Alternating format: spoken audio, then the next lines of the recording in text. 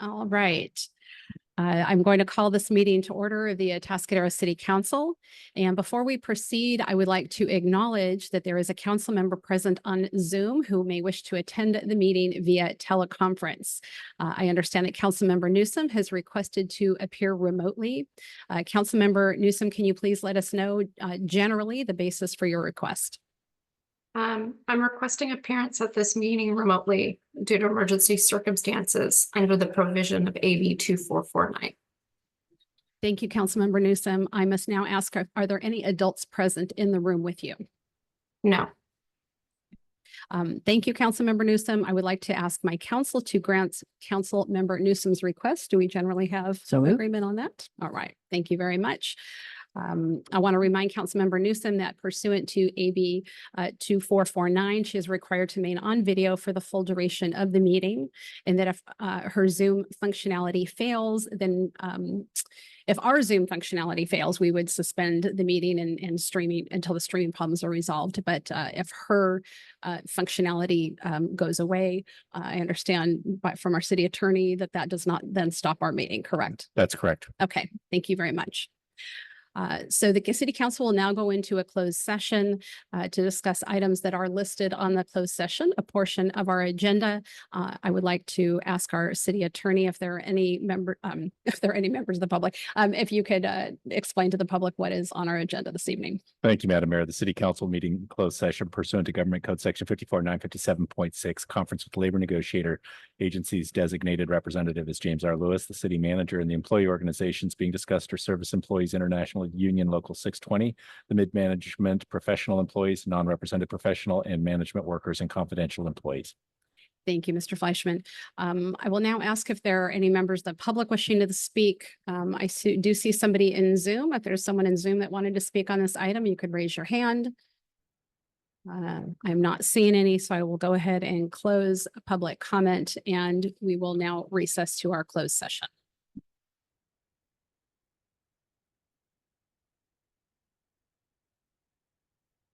Returned from the council has just returned from a closed session, and I will ask our city attorney, Mr. Fleischman, if there's any reportable action. Thank you, Madam Mayor. There was no reportable action.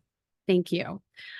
So now I will call to order our regular session, and I will let you know that prior to our closed session, we had our council member Newsom request to appear virtually, and the council has agreed that she can do that in accordance with AB 2449. And so you'll see that she is joining us virtually.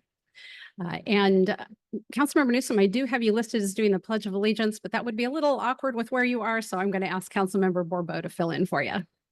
Much appreciated.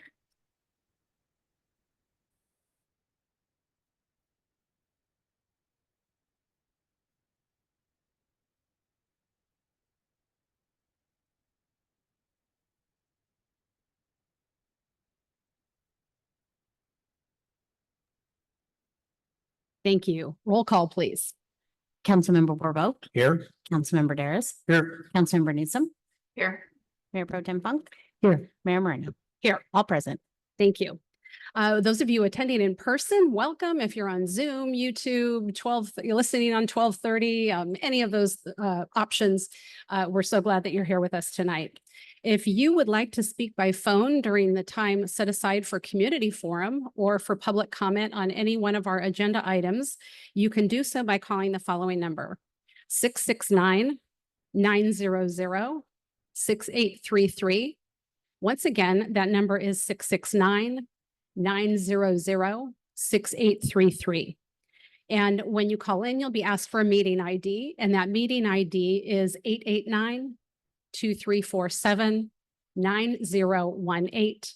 Once again, meeting ID 889-2347-9018. We will move on to our consent calendar. Items on the consent calendar are considered to be routine and non-controversial and can be approved in one motion unless otherwise requested by an individual council member for separate consideration. So I'm first going to open to the public for any public comment on any consent calendar item. Any member of the public here wishing to speak on a consent item? On a consent item only.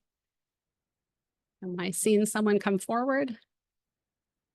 Okay, I'm going to look to Zoom while you do that. Is there anyone on Zoom wishing to speak on a consent calendar item?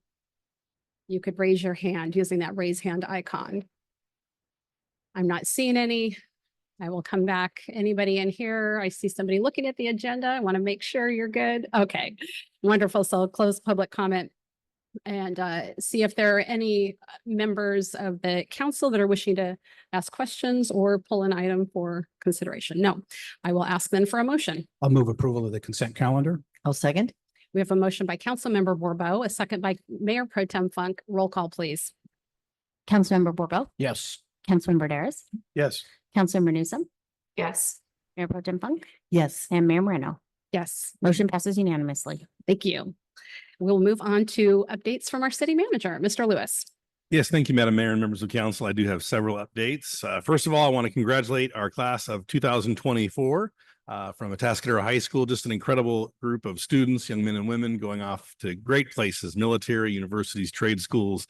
We're very proud of our students and we appreciate your dedication and hard work. I believe I actually have a slide of some of the graduates there. Look at that.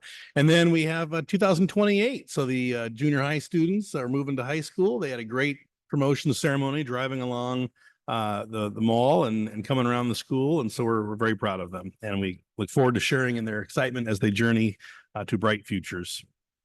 Next, we have more to celebrate on the steps of City Hall. Thank you, council. All of you were there. And it was just great to congratulate our Greyhound CIF champions and FFA champions and more just very talented young men and women bringing home championships. So that was pretty cool. We celebrated the Greyhound boys volleyball team for CIF champions. Kira Taylor, she actually works with us. So she's one of our city family members at the rec department. So we're proud of her on track and field. Emma Garrett from the wrestling team, Caden Pryor from the wrestling team, AHS Livestock Evaluation team on the FFA Livestock Evaluation Championship.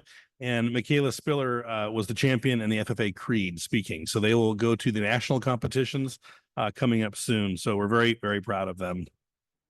We kicked off the ECR project this week. So you can see that ECR is 1 lane northbound and Susan started potholing and saw cutting yesterday. So we're actually preparing to pull out the trench where the new sewer line, the upgraded sewer line will go. Excavation will begin tomorrow, starting with the sewer main replacement work. So they will work their way from south to north, beginning at the intersection of El Camino Real and West Mall. Detailed staging plans have been developed that will allow for continued access to business and residences throughout the corridor during construction.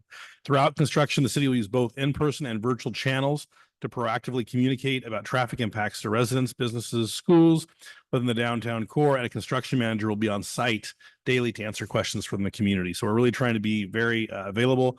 Atascadero.org/ECR project. We'll get you construction schedules, information.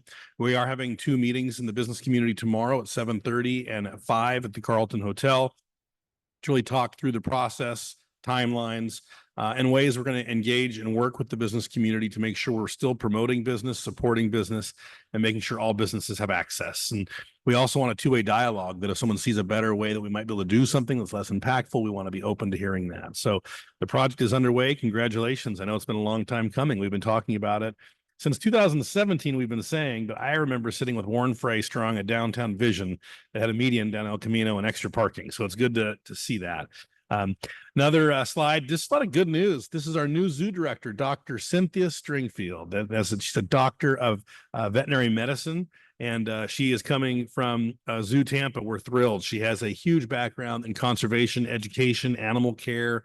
She was the lead veterinarian on the California Condor Project that restored the condors to bring them back into the wild. So I'm really excited for you to meet Dr. Stringfield. She just is hands above all the other candidates, and I think she'll really take our zoo in a new trajectory. So we welcome Dr. Stringfield July 1st. Next slide. This is good government right here. So this is our awesome firefighters. We have both chiefs from Morro Bay and Atascadero. Chief Bryson's there. These chiefs put their heads together and thought, you have an engine we're interested in, or a truck, I should say. We have an engine they're interested in, a Type 3 Wildland. We were retiring that engine. We would have sold that for low 5 figures if we were able to get that.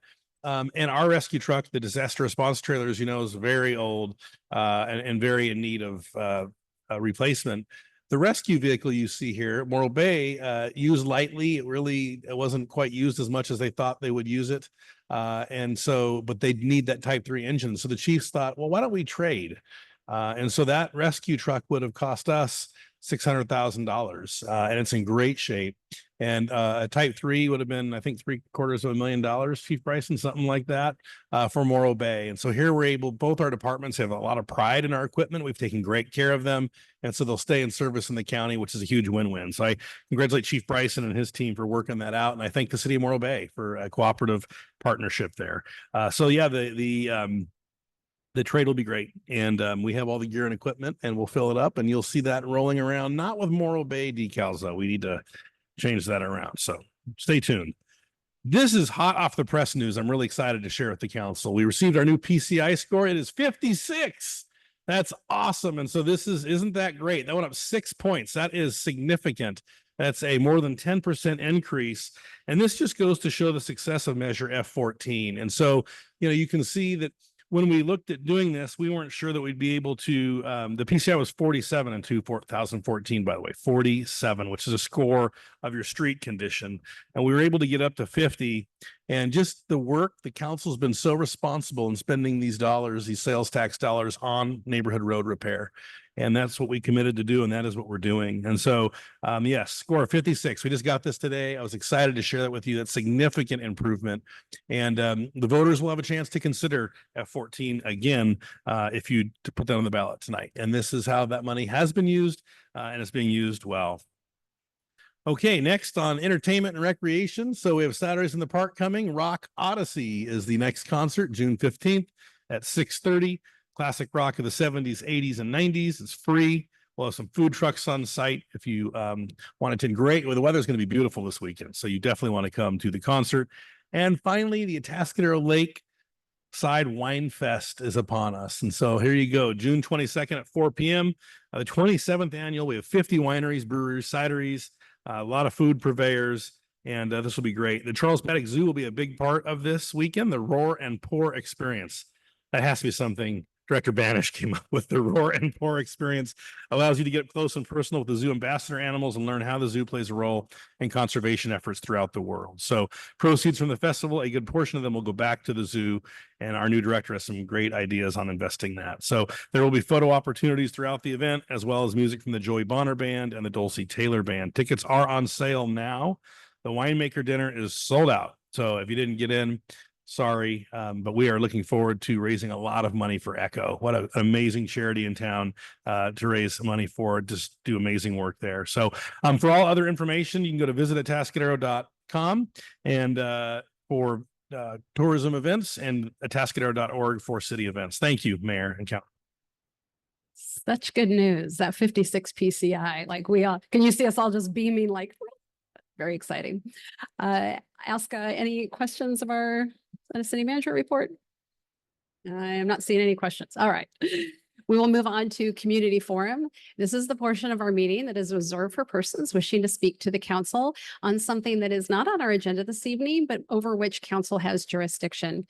Speakers are limited to 3 minutes, and we will set aside up to 30 minutes for community forum. Items brought to our attention during community forum do not become a subject of conversation, although I try to triage things where I can. We will have the timer going for your, just so you can pace yourself as needed, and we ask that you state your name for the record. So I'll ask anyone here in person. We'll let you guys, you all come up first. And so anybody who would like to speak, come on over to the podium and let's get going on community forum. Hello, Barbara Combs, 9005 Lakeview Drive. I've been the property owner there 38 years.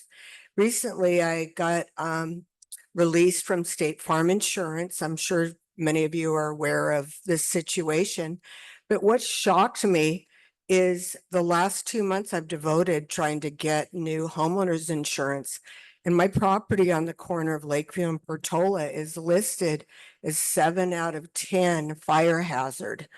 And so only, the FAIR plan, which is 4 to 5 times the rate, will insure me. And the trouble that I'm having is I'm within 30 feet of a fire hydrant. The lake has been used as a fire reservoir and put out, many of you maybe were here in 1993. It's magnificent for putting out fires with the Bambi and the helicopter. And I'm part of the founding members of Friends of the Lake that is committed to keeping the lake full for fire safety. But what I would like to see, and I know Terry Banish is here, is like, I want keyword Atascadero Lake Fire Reserve. So a year from now, I can get insurance because they're not factoring in. I'm within 0.9 of the fire station. You know, I've got 2 roads around me. I'm right next to 101, 41. I mean, how easy can you access? So I'll just point out that City Hall is within 3 miles of Stadium Park, of Pine Mountain. If you guys lose your insurance, good luck. It's tough out there. But our city founder had a Atascadero Lake that we bought, you know, from the Army, and it's very, very important. And I would just like to see designated as a fire reserve. And just finally, the Friends of Atascadero Lake is committed to keeping that lake full with the, you know, evaporation situation. And we just have a little glitch in the agreement that just needs to be amended. All of our founding leaders are 100%. Let's turn on the well tomorrow. It's 90 degrees today. The lake's going to be evaporating fast. So part of this whole insurance thing is they're requiring you to have a special valve that shuts your water off if you have any water leaks. So there's all kinds of availability that we could put on that pipeline to shut it off if there was ever a leak. We just can't get special insurance for that well. This insurance thing is crazy right now. So we'd like to be able to put the well back on, make some kind of little amendment. You know, with our agreement, we've got money to pay for the well, $1,000+ a month, but we've got to keep the lake full. And finally, we need Nick to make sure that he's maintaining that pipeline. So when it rains in October, I want that thing on right away. And if you need help keeping the lake clear, Thank we've got you. volunteers. Thank you. Ms. Combs.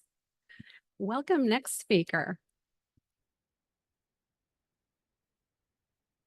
Hi, my name is Nadia Levine. I've been a resident of Atascadero for almost 8 years now.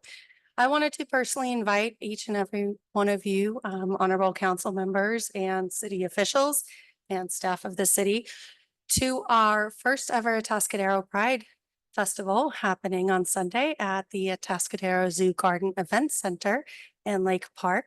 And I would also like to request at this time that Councilmember Funk's proclamation to declare June Pride Month in the city be re-reviewed or reviewed and voted on. I know you can't, as you mentioned, you triage all items, Mayor, but it's important to people of the city that we can come together. My daughter has been in our school systems here, and I work in our school systems.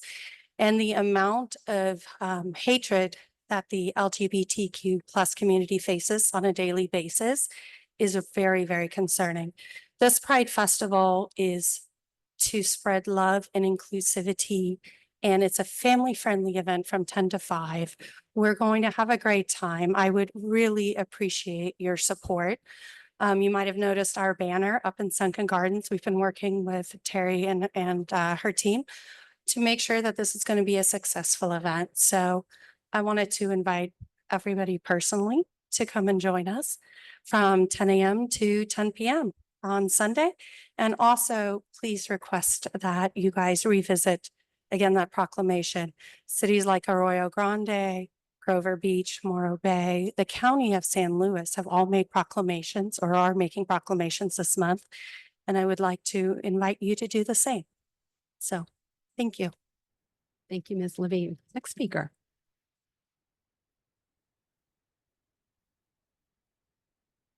And if you want to speak, I would go ahead and come up and kind of get lined up. Otherwise, we take too much time in between and maybe not enough people would get to speak. So come on forward. Hello. Good evening, Mayor and Honorable Council. My name is Josh Cross. I'm the CEO of the Atascadero Chamber of Commerce and pleased to be here tonight. I'd like to invite the council, staff, and community to participate in the 27th annual Atascadero Lakeside Wine Festival. I dressed up as a grape tonight just to promote this. So it's going to be just a lovely evening. We're out there today about the same time the festival is going to start, and it's just beautiful under the oak trees and the shade. We, of course, are having the zoo open, so you can taste some delicious wines in the zoo and with some amazing bands and food trucks. So please mark your calendars and join us for the festival. I also want to share some other good news that happened in the chamber world recently. We applied for an award based off of our recent award where we won the best website in the Western United States. So we submitted our website to the National Chamber Association, and our little chamber won the best small website in the nation for chambers of commerce. So we're really proud of that accolade. We're just the little chamber that could, and that comes off of our win for best program of the year with Get Your Business Online, best video of the year, which promotes our community, our business community, and also our newsletter, which took second place in the Western United States. So we're on a roll. We're really proud of that. We're also excited to get involved with the downtown businesses during the construction project. We are going to be launching a shop local construction bonus program, much like what we do in the winter, whereby people can shop for spend $100 downtown, submit the receipts, and we'll give them a $20 gift card. We've also launched a new website on behalf of the Business Improvement District called atascaderodowntown.org, which will have a lot of resources and maps and searchable queries and things like that. So we're happy to be coming alongside the city to help promote the new construction and the beautification that's going to happen as a result over the next few months. Thank you. Thank you, Mr. Cross. Good evening, Council. Wendy Lewis with El Camino Homeless Organization. I'm here to update the community, as I do often, on just things happening with our organization. We had a press release go out last Friday that we've hit another great milestone with helping people back into permanent housing. And as of Friday, we have to have 101 individuals or families. And I have to tell you, that's already outdated. As of today, it's actually 103, and we have a couple families that are about to move out. So we just are grateful for the continued support from this amazing community. I just had chatted on someone in the elevator about opportunities to volunteer. And yes, we need you to come volunteer. You will see so much in those volunteer experiences that changes your perception on the people that we're serving. And it really feels good. I know our city manager recently came out and definitely was inspired to be there firsthand. I appreciate that. So again, this community is amazing. We are grateful for all the support. And I also want to share a recent story of success. One of those 103. It was a young lady who came to us after a life-changing experience. She was living with her father, and her father passed away, and her housing was taken away because the housing went away, and she had no safety net. Echo became her safety net, and she immediately bonded with two of our case managers that are the support system along with the rest of the team. She felt completely supported along the way with some mental health connections that needed to be made, and just some things like life skill classes and financial literacy. She was able to change her credit score by 200 points during her time with us, which was an instrumental step in getting her back into housing. She was able to get an entry-level job at a local market and worked her way up into a manager position, and then started working with all of our residents and hired a good handful at that same local market. So not only helping herself, but helping those that we're serving. And that misconception that our population isn't wanting to be working, they just need those resources. So she is successfully housed. She's one of our success stories that you can visit on our Facebook and social channels. And she talks about the enjoyment she has she has a little balcony at her place, and that she gets to sit there and then just enjoy her space and her own space. So that's what the people that support our work provide us the avenue to help people like her. I also want to just do a couple shout outs. We had some challenges with some financial navigation with some federal funding that was coming through the county. And I want to give huge shout outs to Mayor Moreno, Councilmember Funk, and the city manager who kind of jumped in and helped us navigate some political stuff that we wish we didn't have to be with. And then also the Kiwanis. We are so looking forward to the 21st. I would tell you to jump on their website and buy tickets, but they're all sold out, but you can donate. Thank you so much. Thank you, Ms. Lewis. Welcome to our next speaker. Good evening. My name is Tom Waldman, and I am one of the producers of the Gay Pride event. Could you get a little closer to the mic? There we go. Okay. I'm Tom Waldman, and I'm one of the producers of the Gay Pride event. Last year, I held an event at Outlaws. The year before that was at Streetside. This year, we've taken a huge step forward, which brings me here because I'm very disappointed that we're taking a huge step backwards from this council. Last year, we had a proclamation and it was quite well written and well received. And so I just want to state my disappointment. Like my cohort has said, all the other cities on the Central Coast have written proclamations. We will be getting a proclamation from the state. And so I really feel that we have until Sunday for you guys to have a little powwow and really think about the message that you're sending to our community.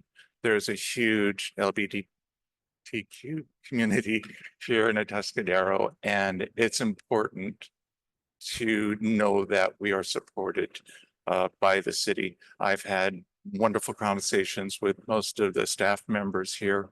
It's going to be an amazing event. We have so many businesses in town that are supporting by giving donations for raffles and silent auctions.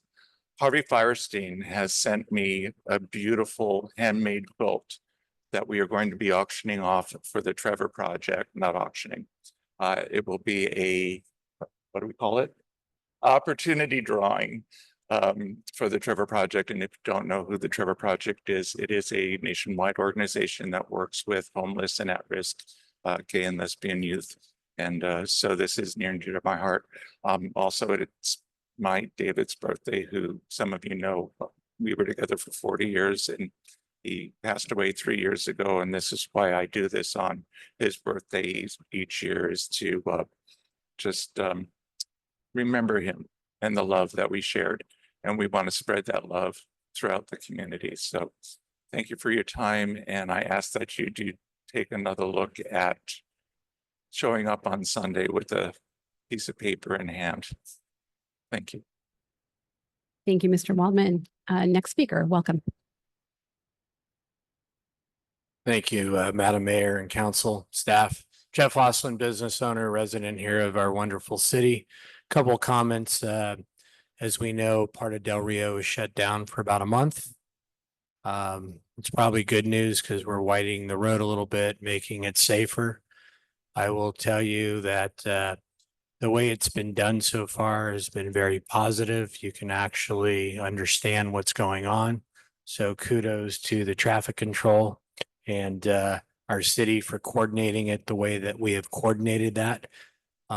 Very big positive on that. And I'm sure with Souza Construction in downtown, that will go off without a hitch. They're a very good company. So I think we've got two positive things really going when it comes to roads. So as much as I pick on our director, I will give them kudos there that the coordination's going well.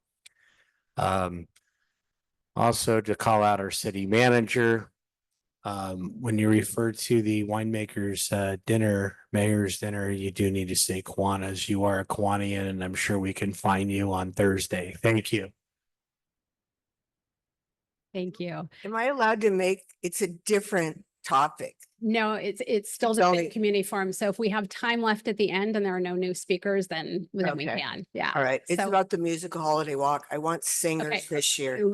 I need to ask other members who haven't come up yet. And if there's time left, we will bring you up. Welcome. Next speaker. Hi, my name is Sadie Joy. I know you guys are probably sick about hearing about Pride because there's already been like 2 whole things about it, but I'm going to talk about it a little bit more. I turned 14 recently, and last year for Pride Month, when I was in 7th grade, I brought my, 3 by 5 foot pride flag to school and wore it as a cape every single day of Pride Month. I got called a faggot and a dyke at least 14 times per day, and I got told to kill myself at least 48 times. Declaring June as Pride Month in this city would make me as a person feel so much safer because I felt like I was in danger all those days. And if you would please just consider declaring it Pride Month for the month of June in this city, that I would be really grateful. Thank you. Thank you. Anyone else here in the chambers that is wishing to speak? We go to the chambers first before we go to Zoom. So is there anybody here in chambers wishing to speak?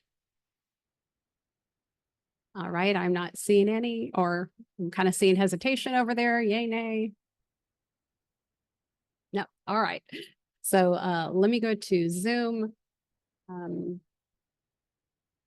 I see Taylor and Vaughn.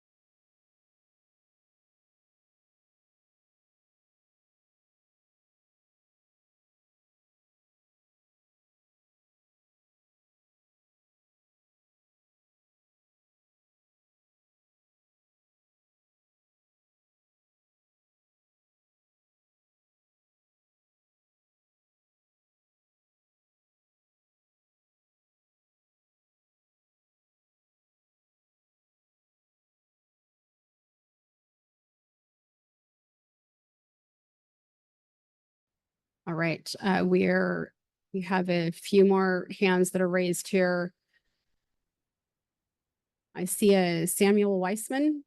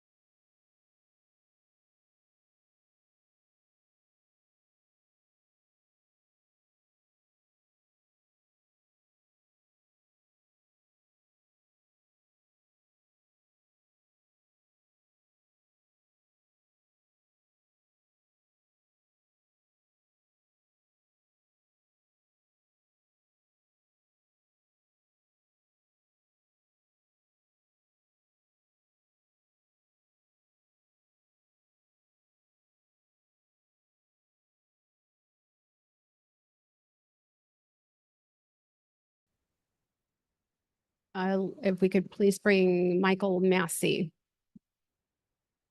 on to Public Community Forum. Hey there, can you hear me okay?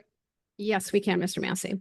Perfect, thank you so much. I'm going to move to something a little more happier and a kind of bipartisan view. I want to talk about Atascadero's role in housing over the last 8 or so years. First off, Mayor Moreno, I want to thank you for everything you've done in your tenure and looking forward to seeing everything you're going to do on the County Board of Supervisors when your time comes. And I want to thank the rest of the City Council and everything they've done regarding property rights and the role that they are doing to help families and people in my generation to do this. I want to thank Councilwoman Funk and her work she's done on the Homeless Services Oversight Council. It was good seeing you about 3 weeks or a month ago or so there at the Board of Supervisors meeting there, Councilwoman Funk with my friend Wendy Lewis, and I was happy that we were all on the same side to get the Welcome Home Village approved for San Luis Obispo to do what we can for 80 people at a time to try to find permanent housing.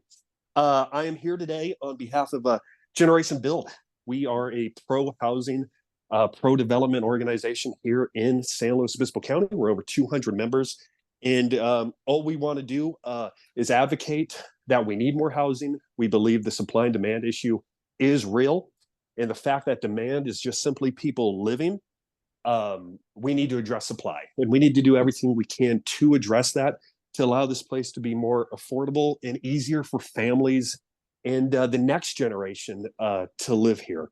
I want to just thank you. I would like the Atascadero City Council and Planning Department to be looking into SB 9 and SB 684. I think there can be incredible growth in plans done throughout the city because of that, especially the amount of lot splitting that can be done, whether it's the property owners themselves or they pass it on to their kids or the next owner. I think that has great potential, specifically on the west side. But I believe in the potential Atascadero has, and I believe you are right there side by side with Paso Robles and Grover Beach in the role of development and planning throughout your city to make it more economically viable for everybody. And that starts with housing. Housing is not an issue. We believe it's the issue. And we can address it if we work hard in a bipartisan level and manner, which mostly all of you do. And I'm very, very grateful for that. This is a bipartisan issue and we do need to address it together. So I want to thank you regarding that. And I believe you're all talking about it later today, how to make it easier and make the process easier to get more units and multifamily built. And I look forward to seeing you all at the end of the month to hopefully see the new Dove Creek development get approved on the city council. So you will be hearing from some of our members regarding that in the next week or two. But thank you as always for the work you're doing. There are generations that thank you for it. And stay good. God bless you all. Thank you, Mr. Massey. Let's see.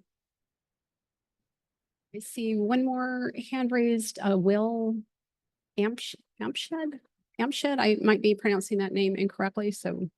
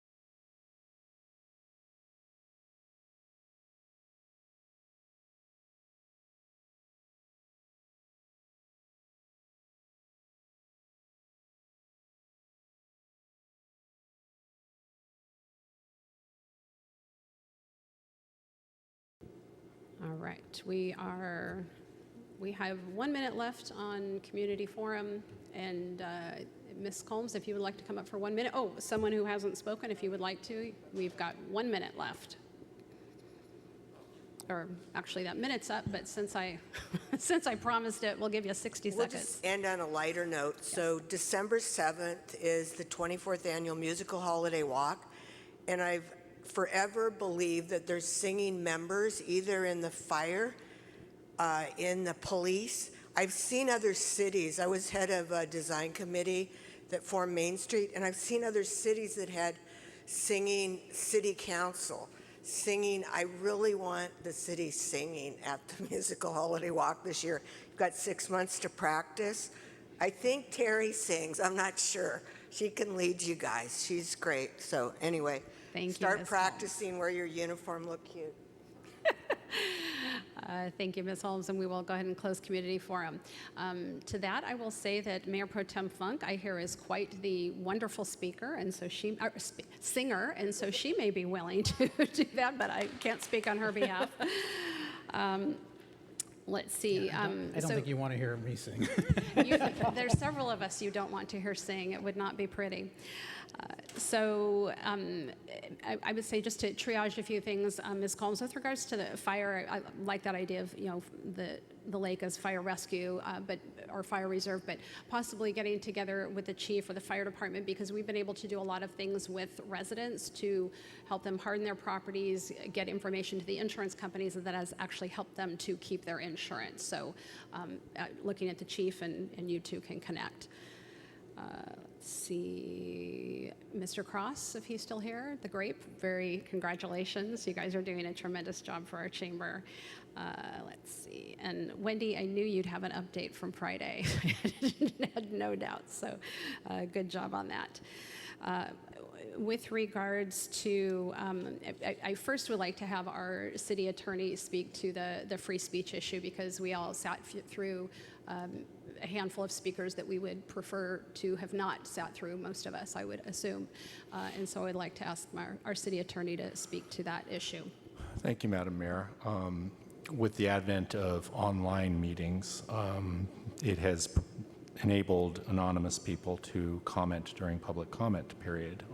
And generally, the right of the public to comment at public meetings is ingrained in the Brown Act, but it has to be something that's within the subject matter jurisdiction of the council. Because there were speakers who spoke regarding a council proclamation or a council member proclamation on Pride Month.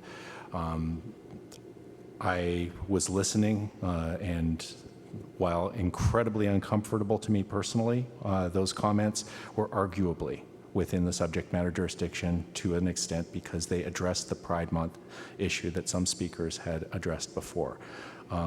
The advent of Zoom bombing in general, where people will come in and speak on topics that are not within the city council subject matter jurisdiction, I've been very aggressive in suggesting that those comments be shut off very early. But because the speakers in this particular case were addressing comments that had been made both by members of the public speaking and by the council referencing the proclamation, unfortunately, they were allowed to continue on that one.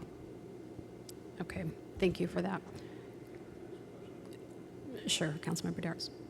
As most of us noticed, Zoom went down, and I myself, and I'm sure other people might be wondering if that was intentional or was it an accident, or what was the issue with that?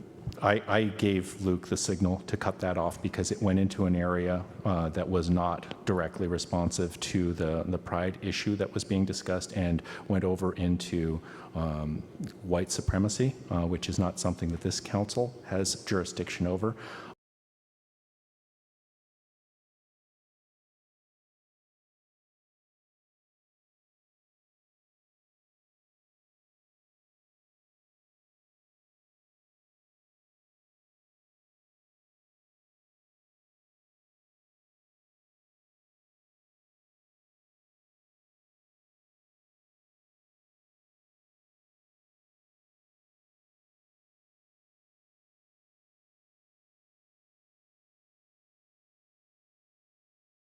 Atascadero.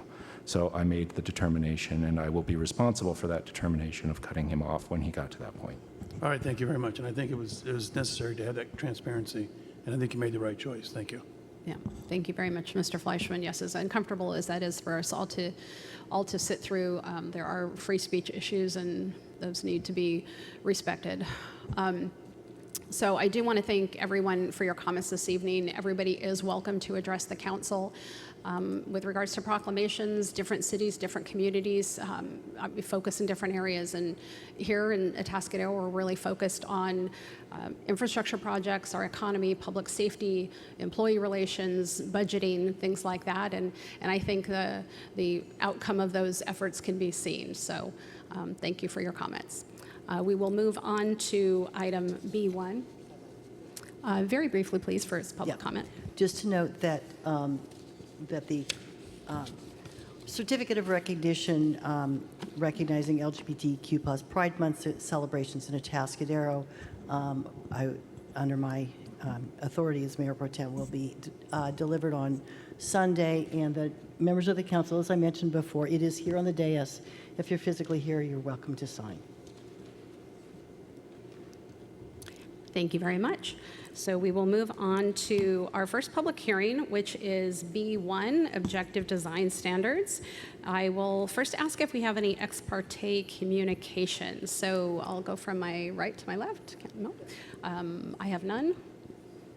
I had a brief conversation with Mr. Massey, who spoke to us, but you know, it may have touched on this subject. Thank you. None. Okay, thank you. So we'll move over to our Community Development Director, Mr. Phil Dunsmore, and probably also our manager, Kelly Gleason. Thank you, and good evening, Council and Mayor. While Luke gets the presentation up and gets us back online here in just a moment, I'm going to tell you a little bit about the background. I can't believe it's been since September of 2022 that we first brought this topic to you of objective design standards, and we heard your feedback and we gave you some thoughts and ideas on this. But this even goes a little further back. We first got actually grant funding from the state to work on this project through what they call a Regional Early Action Planning Grant. So that's what really got the thoughts going. There's going to be a lot of buzzwords tonight that we as planners know quite well, but the public may not and the council may not. So I'm going to boil it down to just a couple of things. This project is about streamlining development. This project is about giving options for development. This project is about making it easier. It's going to sound like a lot of this presentation is adding layers of bureaucracy. It's really not. It's adding options. So today, a lot of these projects require conditional use permits. They require review by the Design Review Committee. They require review by the Planning Commission and sometimes even the City Council. What this does, it gives an option of preset design standards that if projects qualify for them, they get to go straight to a construction permit. And if they don't, they can still apply for a conditional use permit and go through the process that we have in place today. So this changes the threshold for projects. Right now, it's about 12 units. It's going to bump it all the way up to 50 units before they would trigger that CUP if they comply with these standards. We've had a wonderful amount of help from our consultant with MIG, Genevieve Sharrow. She's going to be on tonight, too. In addition to our planning manager, Kelly, she's going to tell you about a lot of the details, and I'm going to tell you about some of these details as well. We're all going to take a share in this presentation because there's a lot here. There's two big components to this. One is the actual adoption of a whole new section for our zoning called Objective Design Standards. And the other is a series of changes that are being proposed to Title IX of the Municipal Code, which is the zoning regulations that are impacted by these new sets of standards and things that we wanted to adjust anyway as we move forward to try and streamline and increase housing production in our area and at the same time create a quality community. So what we propose to do tonight is introduce to you the objective design standards, take a pause, answer your questions, and then jump into these proposed Title IX amendments and talk about those as well. So I think I've been chatting long enough so that now that the actual presentation is up, that's good. If we can go to, who's got control of the slides? Oh, look at that. Kelly's got a nice clicker. All right, if you can click down a couple. So I've kind of talked about this. There's two sections. There's the draft ODS and then draft Title IX. Next slide. That's a good slide too. Hi, Heather. Let's see if you click on, there we go. All right, and then the next slide down. Is this working? Maybe. It's glitchy for a minute, it's warming up. All right, so this is the summary again. Establishing those objective building and site design standards, which streamlines the process, gives us some local influence on our design that we get to control. And it's an alternative process for unique design as well. Now, in this presentation, we've heard a lot of comments from the public and from council members, so this isn't 100% done yet. In other words, we do have some suggested changes tonight, but I think we can get there. I think it's looking really good, and I think there's been some wonderful effort put into this. So at this point, I'd like to shift gears a bit and introduce Genevieve from MIG. I hope we have her online. I'm assuming we do. If not, I'm just going to jump right in and tell you about some of the background until we can get her. I did see her pop in board. there. Did you? Okay, great. Hi. There you are. Hi, Genevieve. Hello. Good evening. Good evening. Hi, I'm Genevieve Sharrow with MIG, and so happy to be here tonight to talk about objective design standards. I got a little technical difficulty there, so I cannot see the screen share right now. It's coming apparently, but we can. There it is. Okay, thank you. There we go. I think I'm seeing it now. All right. So thank you, Phil. Recording in progress. Thank you, Phil, for the introduction. And I'd like to dig in to start talking a little bit about the draft objective design standards that you have for you tonight. So just a little bit of background. There's been, as you know, some recent changes to state law that have been requiring jurisdictions to apply only objective standards in the approval of certain types of housing projects. And these changes are really intended to help streamline the approval of projects, looking at ways to remove subjectivity, some of that back and forth between applicants and decision makers, and ultimately really kind of trying to reduce the discretion in the decision-making process. So by adopting this kind of comprehensive set of objective design standards, we can really tailor local design to address some of those issues most critical to the Atascadero context, while also continuing to follow through with the state directives to have these objective standards. So just a note as well, the city requested and received grant funding to fund the development of the amendments that you see before you tonight. Go ahead to the next slide.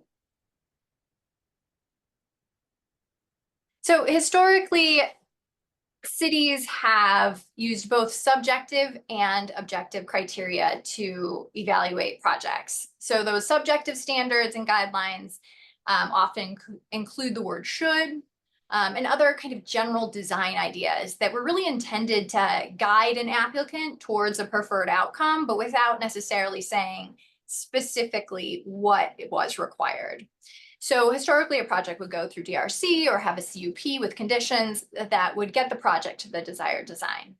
So these new changes to state law are really trying to reduce the number of kind of subjective, we know a good project when we see it type processes.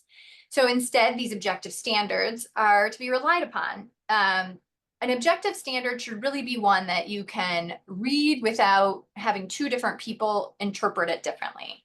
So often these have pretty specific measurements, such as 2 feet by 10 feet, or they could be a performance measurement, like a lighting or a shade or another kind of measure like that. Next slide. So where will these new standards apply?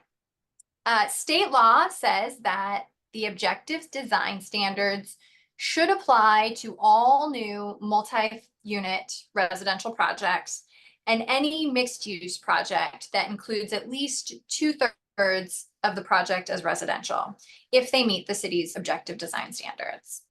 Next slide. So these objective design standards will apply in all the city zones shown on this map, which are the multifamily and commercial zones that allow residential.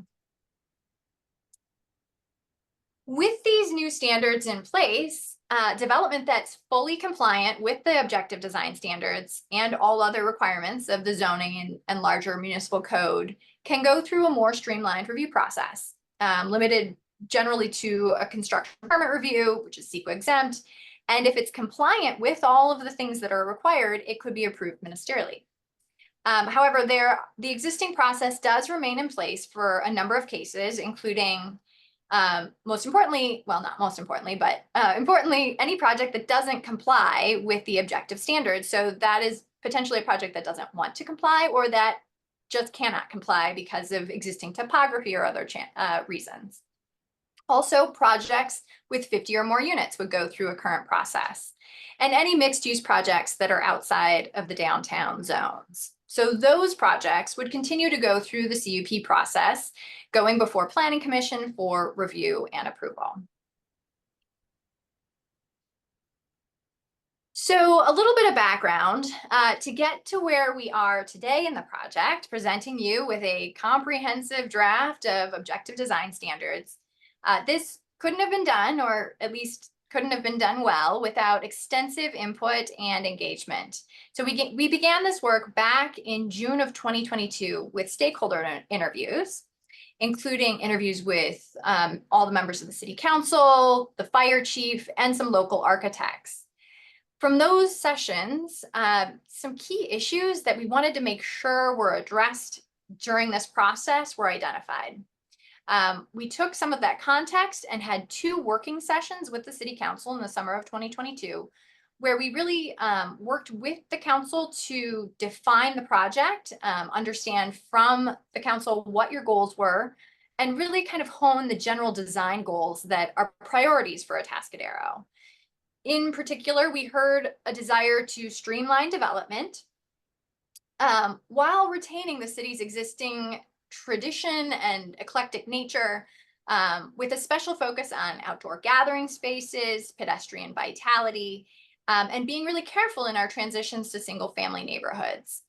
So over the subsequent year, staff and the consultant team crafted draft development standards using best practices, an understanding of the existing conditions, and considering those general design goals that we identified early in the project.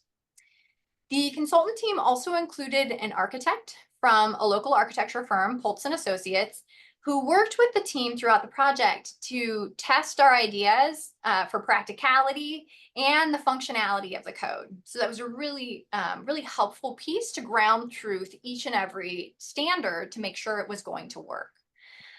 We reviewed the draft standards against existing and proposed projects around town. We really wanted to make sure that good projects could still meet these standards.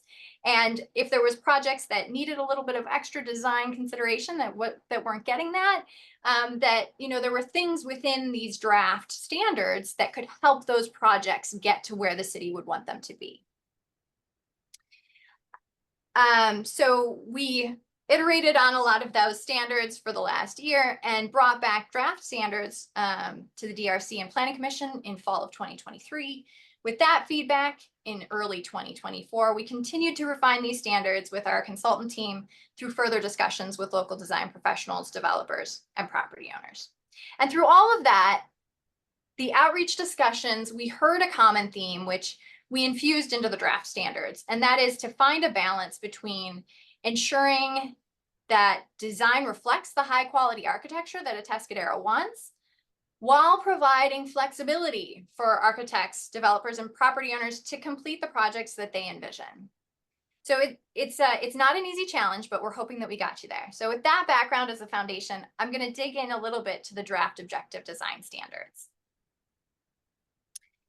The objective design standards themselves can really kind of be thought of in 2 different components, 2 main components. The first is the building design standards. So what the building itself looks like. These are kind of the traditional objective design standards that most people think of if we're talking about this in the context. This pertains to what the building itself looks like. The second component is basically everything else. The site planning, trash enclosures, parking, all those different pieces that are scattered throughout Title IX. And there are particular amendments throughout Title IX, which we'll also discuss tonight. I'd like to start, though, with an overview of those building design standards in particular. So the building design standards were really, again, drafted to try and incorporate that input to be flexible and not be overly rigid. We don't want something so formulaic that we end up with everything looking like a wedding cake, just to meet certain,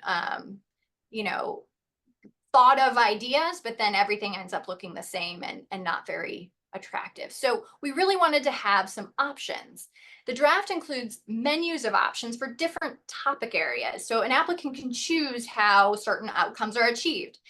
So we look at different ways of meeting wall plane variation, fenestration of materials, different ways to meet variety in there, and looking at roofs. There's some standards that are required for all new developments to comply with, and those are also listed in this section. The building design standards have 4 primary, what are called tiers of standards. Each tier contains several different design elements that an applicant can choose from to create that unique but still high quality building design, giving them the flexibility in the design theme. The standards are generally structured so that larger buildings are required to provide more articulation or more features than the smaller buildings, given that larger buildings have more of a visual impact in the community, and there are fewer economies of scale in the smaller projects. So those generally require fewer of these articulation interventions. The tier 1 components, these are those that are required for all new multifamily and mixed use development.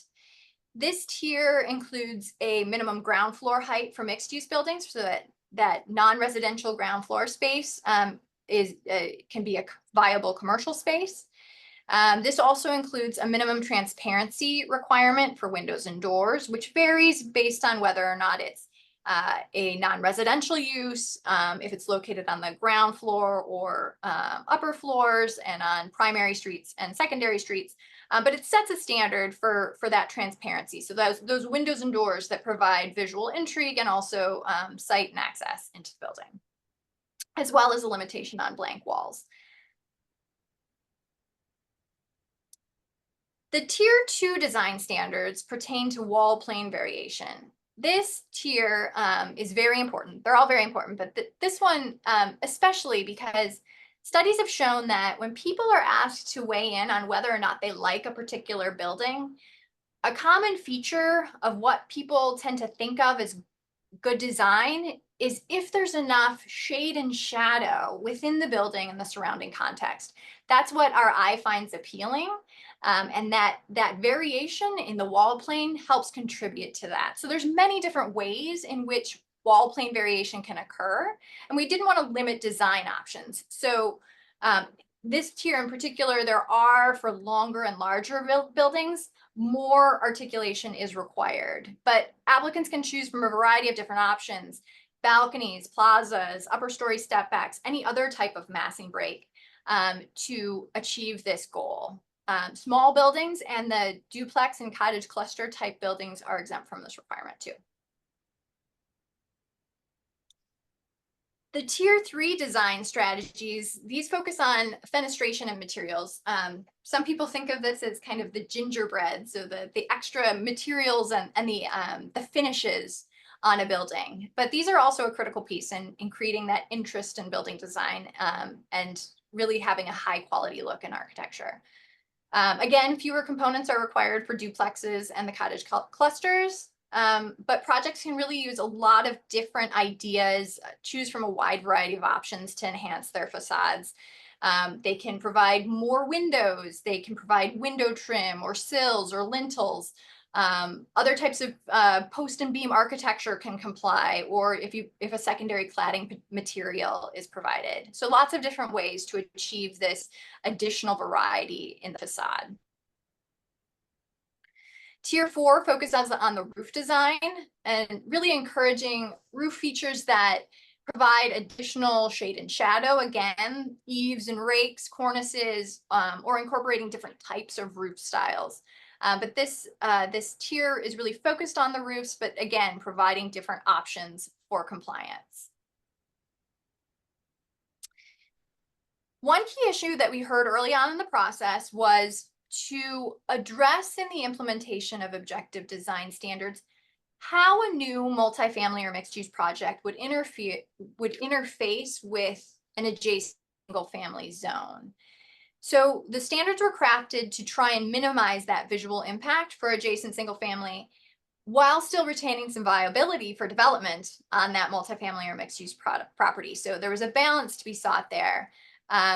New standards are really intended to find that balance, providing some options for different types of setbacks as indicated here. So a building could set back additionally on upper stories, but not quite as far at the ground floor, or could opt to set the entire building back 15 feet.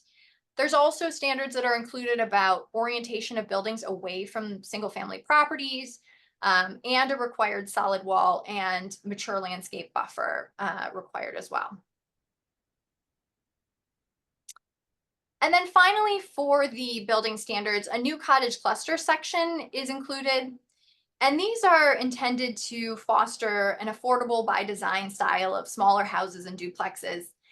And the intent of this section is to give a way to provide a more streamlined process for this type of development that wouldn't require what's currently required through the PD, the plan development process, which requires a zone change. But this provides a more streamlined way of accomplishing that while setting some clear standards about what the types of site planning considerations especially need to be considered.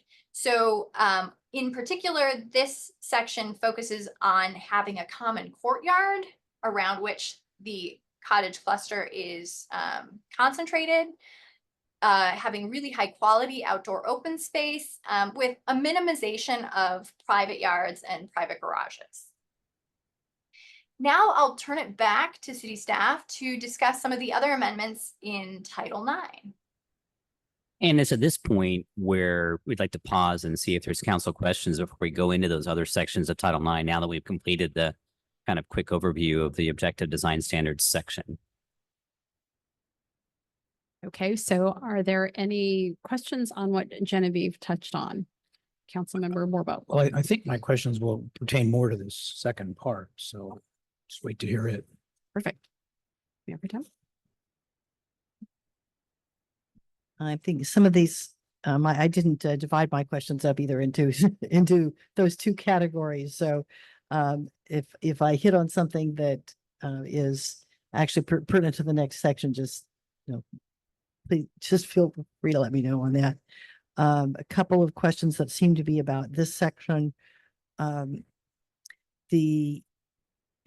working through the particulars of the different tier 1, tier 2, tier 3 choices on some of the options in our standards.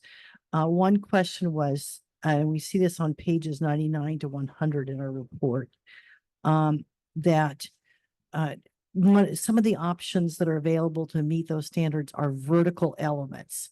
Like you could do a green wall or art as part of which could be a mural, as part of an open space requirement. And I'm wondering, and this is very technical, but how is the square, if you do a 20 by 30 foot mural, do you get to count like 600 feet of vertical space as a open space designation? That's not the intent, and Kelly will tell you that a little That's more not the detail. intent, and open space is coming up, so we might want to save that question. Okay, so for the that's, next it's section. part of the objective design standards, but a different part of them. Right, it's part of the Title IX update. So Title IX also has a bunch of objective standards. So the one that we went over is just building design and articulation.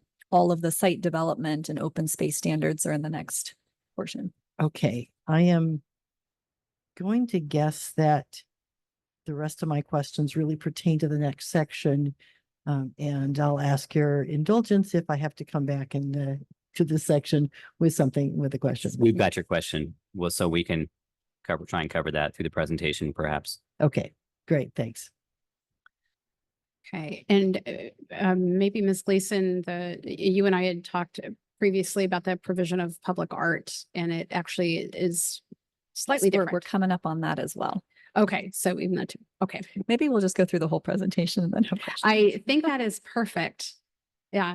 So Yeah, at your you know, discretion. our director sort of took the initiative, which I like, you know, and just didn't work out tonight. So That's okay. That's Okay. totally, let's just proceed.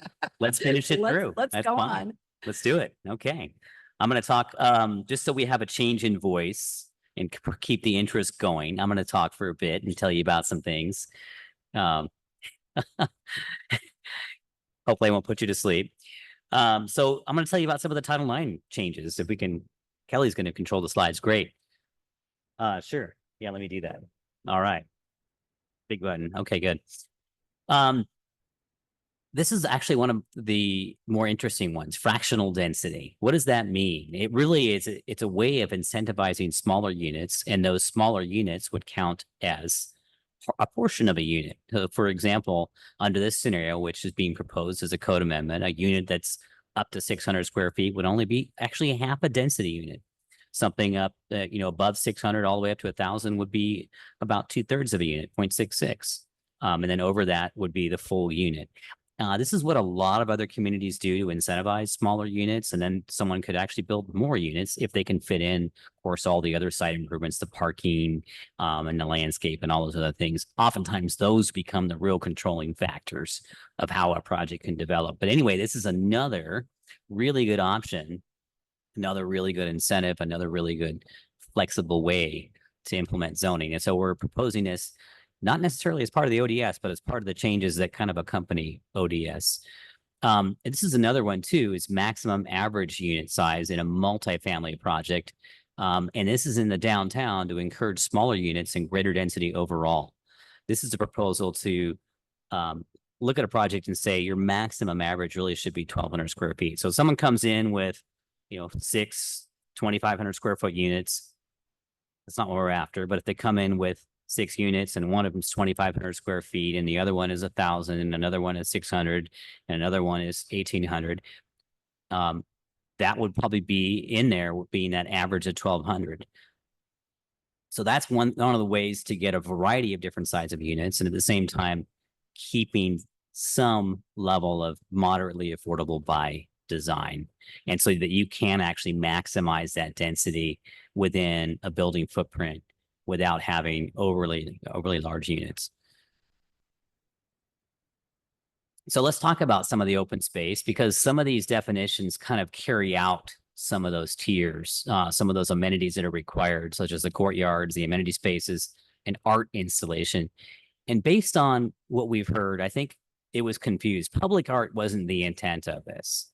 Art within a private project on private property, even within a courtyard, even if it's not visible to the public, or if it is visible to the public, was the intent here. So we reworded that a little bit to call it an art installation, such as sculpture, murals, or water features, would be one of those components if it's in a communal amenity space, whether it's visible to the public or not. So that really isn't public art. So I wanted to clarify that. And that is one of the optional open space basic elements, not a mandated item, but again, an optional item that will get you one of those checklists in the tier 1 items. Open space. These are some of the tier 2 amenities that which could include a seating area, a dog run, a play area, fire pit, outdoor kitchen area, pool, spa, and related kinds of things. These are amenities that by today's standards, we already require these in multifamily projects. Again, they'll give you credit for one of these tier 2 amenities if they meet the thresholds and the sizes and the design standards. And then lastly, there's just the landscape. The tier 3 could include some vertical elements, a green wall, community garden, native plants, trails, even edible plants. But the intent really is for open space to be a feature that takes up ground space, not just vertical. A vertical can add to it, but it's not going to take place of the required land needed for open space. Now, what this has as part of these standards, we've taken out the lot coverage standards, and instead we focus on these things such as the amenity spaces, the landscape, the trees, parking lot planning, being flexible. So coverage standards are kind of an outdated thing. We used to have things that you can cover 40% or 50% or 60% of your site. Now there's just, you've got to have X square foot of landscape. You've got to have X square foot of these things in your project instead. Much better way to do that. Garage standards. This is really good. It doesn't really play with parking. It just touches on it. But it really, I think, speaks into, we don't want garages to be used for storage. We don't want garages to be converted into units later on. We want to make sure garages are actually used for parking. So there's some standards that are put in here that limit the number of units that have attached garages, limit the garage size when it is attached, and that helps ensure it doesn't get converted. And it focuses on instead a community design and shared common amenity spaces and maybe a parking area. And again, let's think about multifamily projects and apartment projects and even small lot development projects. This isn't for single family. So it is a different kind of character. Trash, always tough to place. We've seen mistakes made where we don't accommodate it. And now with 3 bins per project, and you've got, 6, 8, 10, 12 units, you start adding that up. That's a lot out on the street. So the picture on the left is not a desirable outcome. And it can impact parking, it can impact access.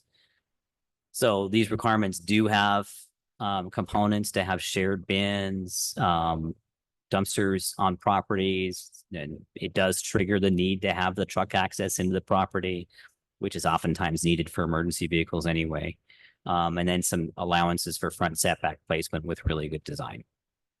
Oftentimes it's the little things that become so challenging to fit into projects, such as the trash and the utilities and all these other things that you just don't think of last minute, but we've accommodated these in these design standards. Storage, another thing is really critical too, so that the garages and these other spaces inside these units don't get used up, that we actually have storage available outside for sports equipment, your holiday decorations, just stuff. We all have stuff. And it's not just bikes. Bikes are stored too as well, but these storage areas can accommodate a lot. So these standards do include minimum size storage areas. Lighting standards are a component here. We already have lighting standards in our code. These come a little further along for making sure we have dark sky compliant lights, fully shielded lights, lower height parking lot poles so that we don't have offsite glare. And then there's also exceptions for decorative lighting. So when we're doing string lights and we're doing things that are designed to really showcase a structure or a building, that's a little different than a light that really has intensity to it. I think here, we can shift to have you discuss. Where did I go on too far? I think I talked too long. I was going to have Kelly put in some half words. of my presentation, but that's Did I do okay. that? No, I thought we were going to. It's all right. Slide are we on? We're That's good. okay. Anyway, We're good. you're going to hear Kelly's voice of her. Now you get to hear my voice. So another key component that we were clarifying in our code were sort of setbacks and street tree standards. So our current code does require street trees to be planted for all projects, but our commercial projects don't have a setback. And so there's kind of an inconsistency in the code. We don't really allow street trees in our public right of way and our sidewalks, except for in downtown. That's kind of a character defining area. That's an area that we are able to assist property owners potentially maintain some of those trees to a certain degree, but we really can't do that citywide. So we are hoping to clarify some of those street tree standards to ensure that that section of the code can be implemented in the future. And this would mostly apply to the commercial and mixed use zones. When we took this to Planning Commission, we kind of had a straight setback that was proposed to allow room for tree plantings. There was some concern about the buildable area of the site being taken by that setback and the size of trees that we were requesting.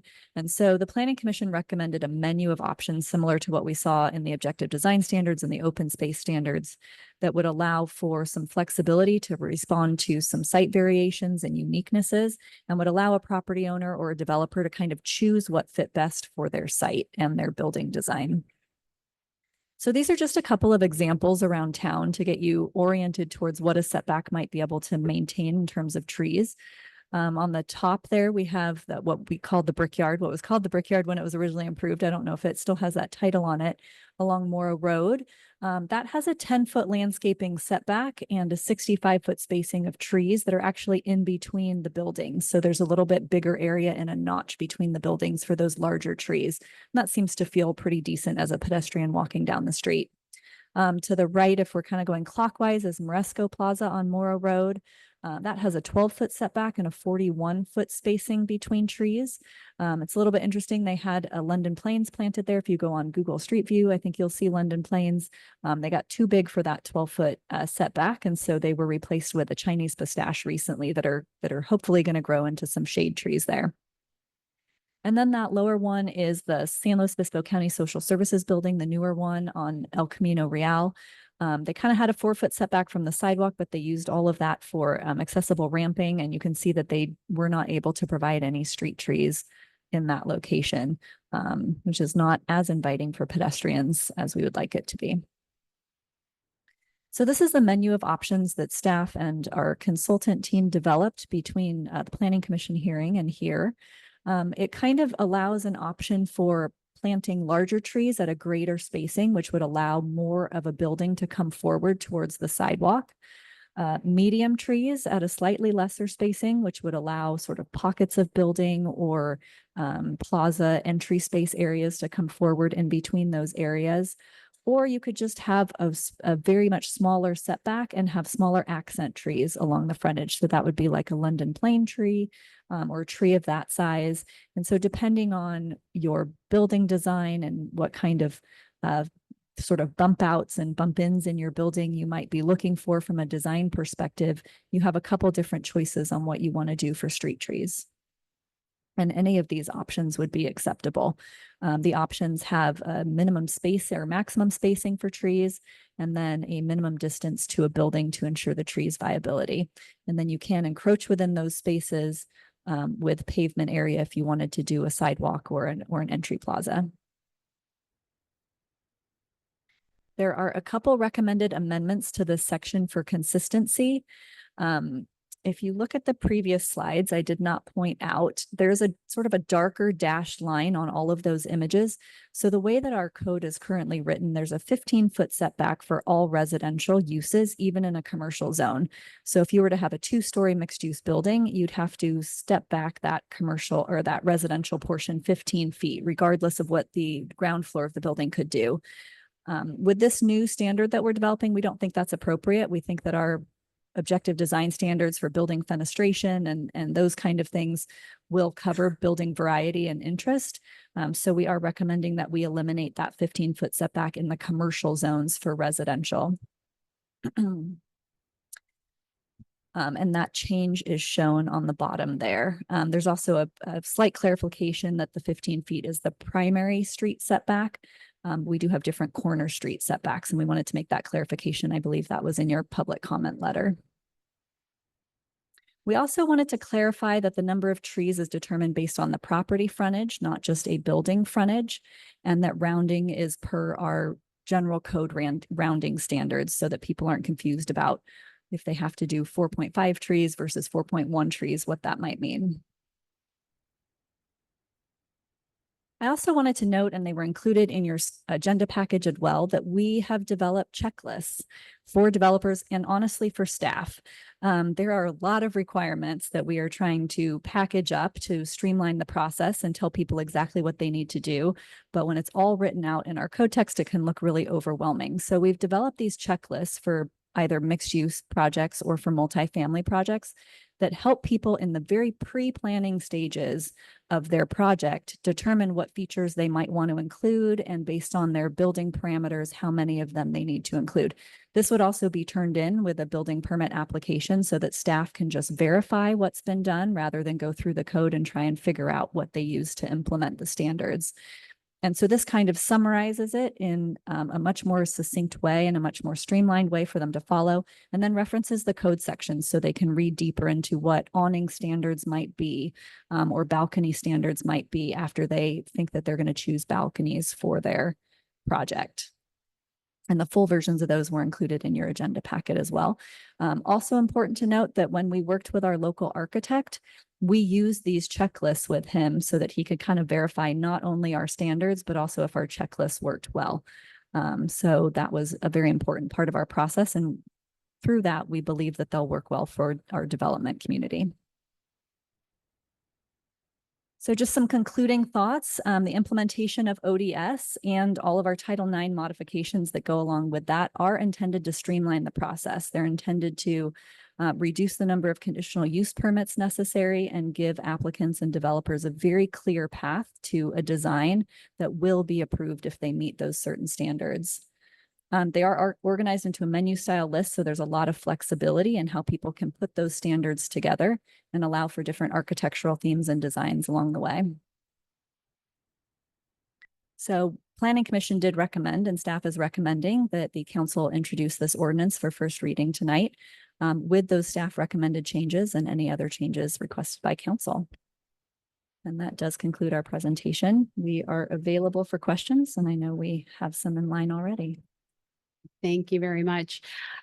This has been a heavy lift. You saw that timeline of when we started, and I know the first time it came to council, it was somewhat overwhelming because, except for our resident architect, most of us aren't experts at this, but we're, working through it with the experience and things that we have. So we gave you all sorts of parameters that looked like mush, and you have really put together something that is understandable, that I think is helping to accomplish what we want, is more housing, particularly affordable housing, and particularly affordable by design housing, workforce housing. So really good job on this.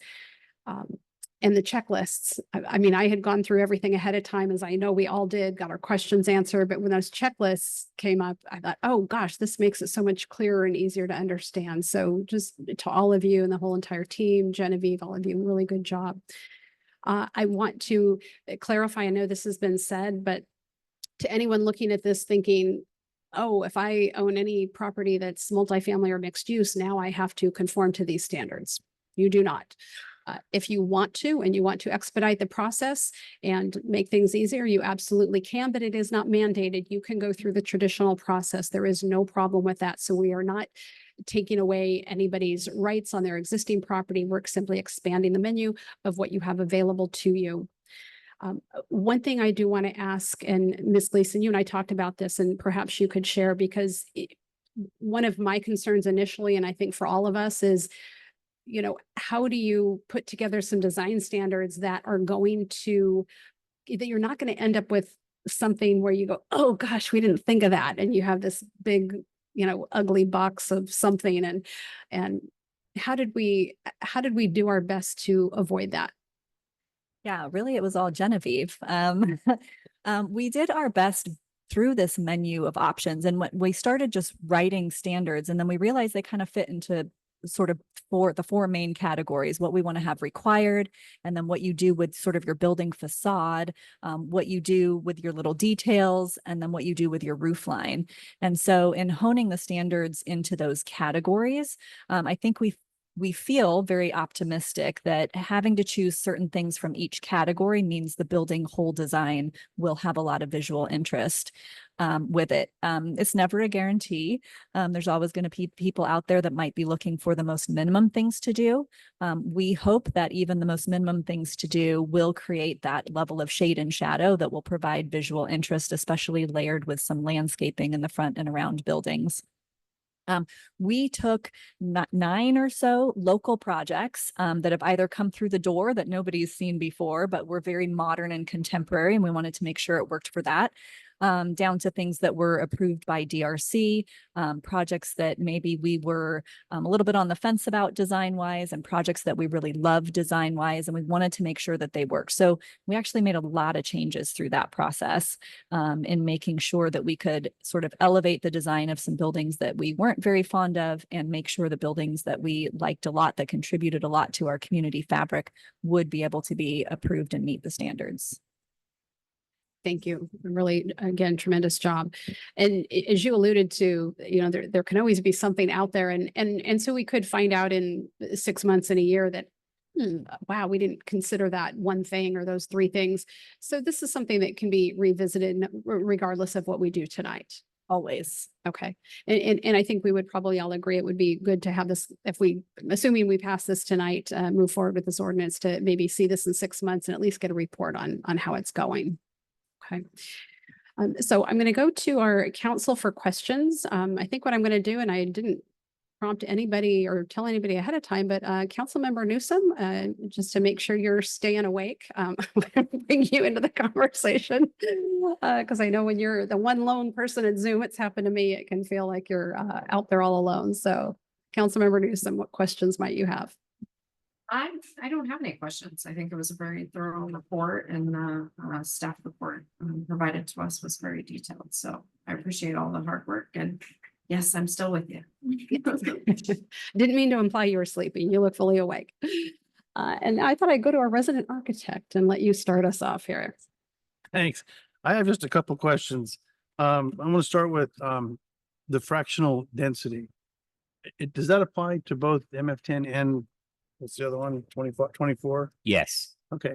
So the question I have on that with the fractional is, so like a 600 square foot unit is essentially calculated as a half a unit. Yes. Okay. So on a property that's RMF 10, that's 10 units per acre, could an RMF 10 essentially have actually more than 10 units? Yes. Okay. That's perfect. That's what I wanted to. As long as they can fit the parking. If you can and fit all the that other stuff in, yeah. standards. So, Yeah. so even though it's a half a unit, it's actually a unit. You could wind up with 12 or 13 or whatever if you can fit all the other. Sure. That's From a awesome. density perspective, yes, as long as you can meet all the other standards that you can Okay. fit on the property. Very good. That's perfect. And then another simple question I had was on the open space. It says smaller projects can use private open space areas to meet the standard, while larger projects must provide a communal open space. And my question is, what's the threshold between a smaller and larger project? There is unit numbers. What we have to look up those numbers real quick. And the idea there is because in a smaller project, you just don't have enough population, you don't have enough area, and you don't have enough funding mechanics to support a larger kind of common open space. Right. So really it ends up, if you've got a 4, 5, 6, 7 unit project, there's no point. Everyone has their own little yard. But when you get into those larger numbers, and we'll get that number here in just a moment, then it makes sense to have this sort of common open space. Do you have that number handy, Genevieve, by chance? Or Kelly's looking at it? Or threshold? We're trying to get there. Okay, we'll get there. Maybe you can also move on to the next question while we fumble for a moment. Stump the director. So anyway. I forgot what that threshold was. Anyway, I was just curious because when it's something that's kind of ambiguous like that, the first thing I always go, well, what's small and what's large? So I figured you guys had it figured out. We do. But I just was hoping we could get that. And if you can't get it right now, that's fine. Oh, we'll get it. We'll get it. All right. But if you have any other questions, I can answer those in the meantime. All right. That's all I have right now. Thank you. Okay. Thank you. As you look for it, if I could just kind of tag on to what Councilmember Darrows was asking about. So with the fractional density, you could theoretically then have 50 or more units still apply with ODS because of fractional density. You could have, say, 60 or 70 units because they might be very small units. So that's the one thing I think that we can probably discuss tonight, which way we can go with that, because that I don't think we've clarified. So that threshold for whether you get a use permit or not is based on pure unit numbers, not based on density. Fractional is just based on density calculation. So if I said, hey, I'm building a 52 unit project because, I'm only allowed 50 by density, but now I'm going to put 52 because I'm doing fractional. Basically, technically, the way this proposal is written, that would still trigger that conditional use permit because you're over 50 units, even though you're entitled to those because of fractional. Now, we could make a determination or change this or add a clarification in this code to not do it that way, but I don't believe we've clarified the latter. So, Well, it sounds like it is clarified well, because I don't think we've thought that through that far. I think Got the it. intent was to 50 unit threshold, that's it, regardless of whether it's the extra units $1,500 are for because of fractional or 1,500 not. square foot units or 5,800 square foot units. It didn't matter. Okay. Yeah. And Thank you. we did try to clarify in there that fractional density does not apply to minimum density. We're really trying to use this as the incentive, and it doesn't apply. It's really about the number of doors, except when we're talking about density. So there's a line in there that tries to get to that clarification. Yeah, and that's a good point about minimum density because we do have in our high density multifamily zones, we do have a threshold of like when a new development project comes in, a minimum threshold so that the property doesn't get consumed by single family homes, for example, or we reserve it for multifamily. But fractional wouldn't apply in that scenario. You could use fractional, but it wouldn't hold you to that minimum number based on that. So, Right. Well, and the minimum, I mean, just as the minimum. So like in the RMF, was it 24 is the minimum of 20. Yeah. So whether it was fractional or not, it doesn't matter. You've got 20 doors. So you'd still meet that minimum. Yes, there was concern that that was based on density units. So if you had smaller units and you had 20, it might only count as 10 if you actually use the fractional density calculation, and then you wouldn't meet minimum. But we're not trying to punish people and make them build more. Right. We're just allowing them to build more if they do smaller units. So there is a line already in the recommended code that clarifies that. Okay. Makes sense. I just wanted to hop into on the previous question about open space. Projects with 2, 3, or 4 units can do solely private open space. Anything above that, I believe, requires a combination. Okay, thank you. And if I may jump in just real quickly, I wanted to also say, great job on the checklist. I think this is going to be awesome. This is going to be so helpful for anybody. I mean, whether you're the architect or not. So great job on this. Great job on the whole thing. Phil and Kelly and Genevieve. I think this is just a great document, and probably should have been done a long, long time ago. But kudos. Thanks. Yeah, but we got the grant now, so we sometimes we got to go with when we get the money. Councilmember Borbo. Yeah, I mean, I would add to that though, that I can see why this took a long time because there's a lot of verbiage that had to be considered here and how it interplayed with each other. I mean, I kind of got lost in it, to be honest. And so I'm glad you could keep it all straight. But I do have several questions. Hopefully some of them are very quick answers. One, the answer might be we just need to talk about it later, and that is on page 130, 132, talks about the role of the DRC. And I'd always been under the impression that the DRC was kind of a free look that Atascadero offered to developers to have their project reviewed, get the impressions of 2 council members and 2 planning commissioners and that general public member. But here we're talking about, in here, we make reference to language about the DRC approving, making certain approvals, being the approving body. And maybe we need to talk about that at a different time, but it's just different than what I thought the purpose of the DRC was.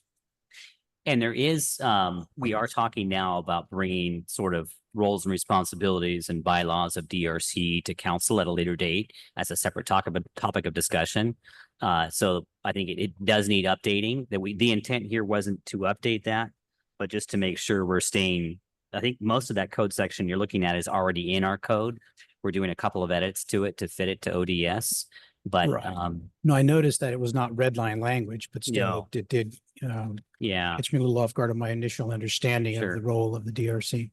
Okay, so to make sure I understand something, Kelly, the pictures you showed, including like the one of the social services office, and the couple on Morrow Road, those are just examples because those would not be subject to ODS anyway, because there's a commercial. Those are non-residential projects. Correct. So those would not, what we're talking about would not directly apply to those. These are just illustrative examples of. Correct, but we are trees. making changes to Title IX as part of ODS that do have implications for all properties. So the street tree standard is a clarification for all properties, Got it. including commercial only. And along those lines, you talked about eliminating the 15-foot setback.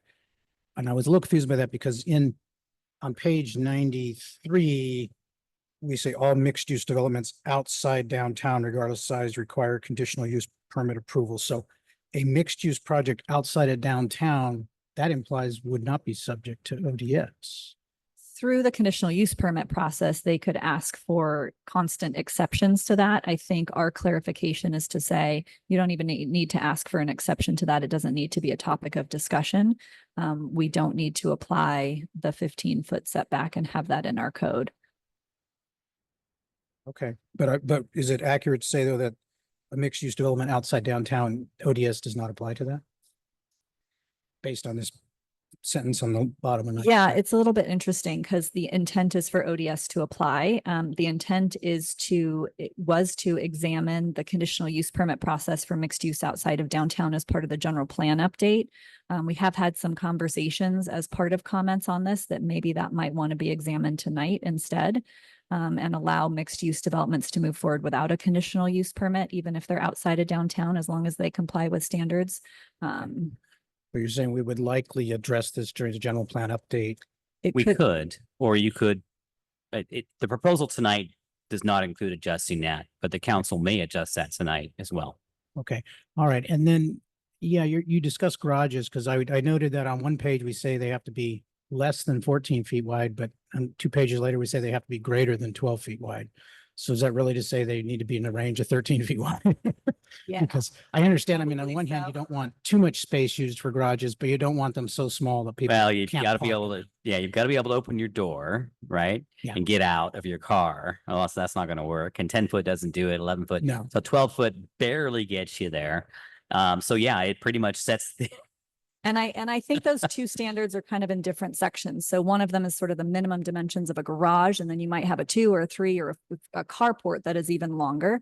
And then the 14-foot maximum is as it relates to individual garages attached to individual units so that we don't end up with a garage heavy facade. So they're kind of getting at two different things, but yeah, if you meet in the middle, it's a very narrow number for you. Right. But I mean, it is important to have them wide enough because I've seen developments in our city where there's a garage, but as a practical matter, you're not going to park a big pickup in them, so they're out on the driveway, on a short driveway, sticking their rear end out into the street. So as a practical matter, a garage needs to be minimum size or it's not going to be a parking space. 13, 14 feet is about right for a single car garage where you have ample space for a large vehicle. Okay, got it. And then as an example, La Plaza had 42 units. So that would be in the realm of this. Would La Plaza have met these design requirements? Yes, that is a project we tested against it. I mean, I know you kind of made a reference to looking at it, but as it was built, it would have met these ODS requirements? Yes. Okay, that's a good point of reference. We tested La Plaza and the block for our downtown projects. Got it. And the block fit as well? Yeah, we had to make some modifications to make it fit, but they worked out well in the end. Not modifications to the project, but modifications to the standards. Standards. Understand. And then on the height mentioned on page 98, you referenced that, of course, we might be addressing height during the general plan update, but which is very important to me that we allow taller buildings in the downtown. But so right now, though, the current height limits would apply through this ODS process. It would, however, we did add a section for architectural projections for roof features. So right now you're kind of capped at a height, which kind of forces people to do a flat roof or a parapet kind of style. And ODS does address architectural roof form projections to allow some variety. So non-habitable space, not allowing the height of habitable space to go up. But if you want to do a tower feature or some angled roofs that exceed our current height, you would be able to do that. Okay. In other words, at La Plaza, they had to ask for exceptions. So La Plaza, if it came in under this, they wouldn't have to ask for exceptions. Got it. And if we do make changes, whether it's height or anything else, when we do the general plan update, will you kind of automatically write those into ODS, or will that require a kind of like a further separate revision of automatically put that in? And so just to let you know, to allude to that, when we complete our general plan process, we're going to jump immediately into rewriting our entire zoning regulations. Although the work we're doing now will carry over into that new zoning regulations, along with all the recent updates we've done in the last 2 years. But we have to create all new zoning districts as a result of all of the new land use districts that are going to be created by the new general plan. So at that point, we'll have that latitude to adjust heights and do all the things that we want to do. That's a whole nother fun activity that we can do. So. Okay. Last question. Councilmember Derizzo is an architect and has submitted projects, I'm sure, before. Really appreciates the checklist. Have you, and I'm wondering if you've talked with any housing developers, mixed use developers about this, because one of the things that strikes me though is, you know, I understand we're saying, hey, you do these things, you don't have to go through a more detailed permitting process, and that's great because I love the streamlining. But of course, on the other hand, there's costs. In other words, if we give a menu and say you got to have one of these, one of those, and one of these, all of those things costs. And did we look at costs at all, or did we get any feedback regarding costs?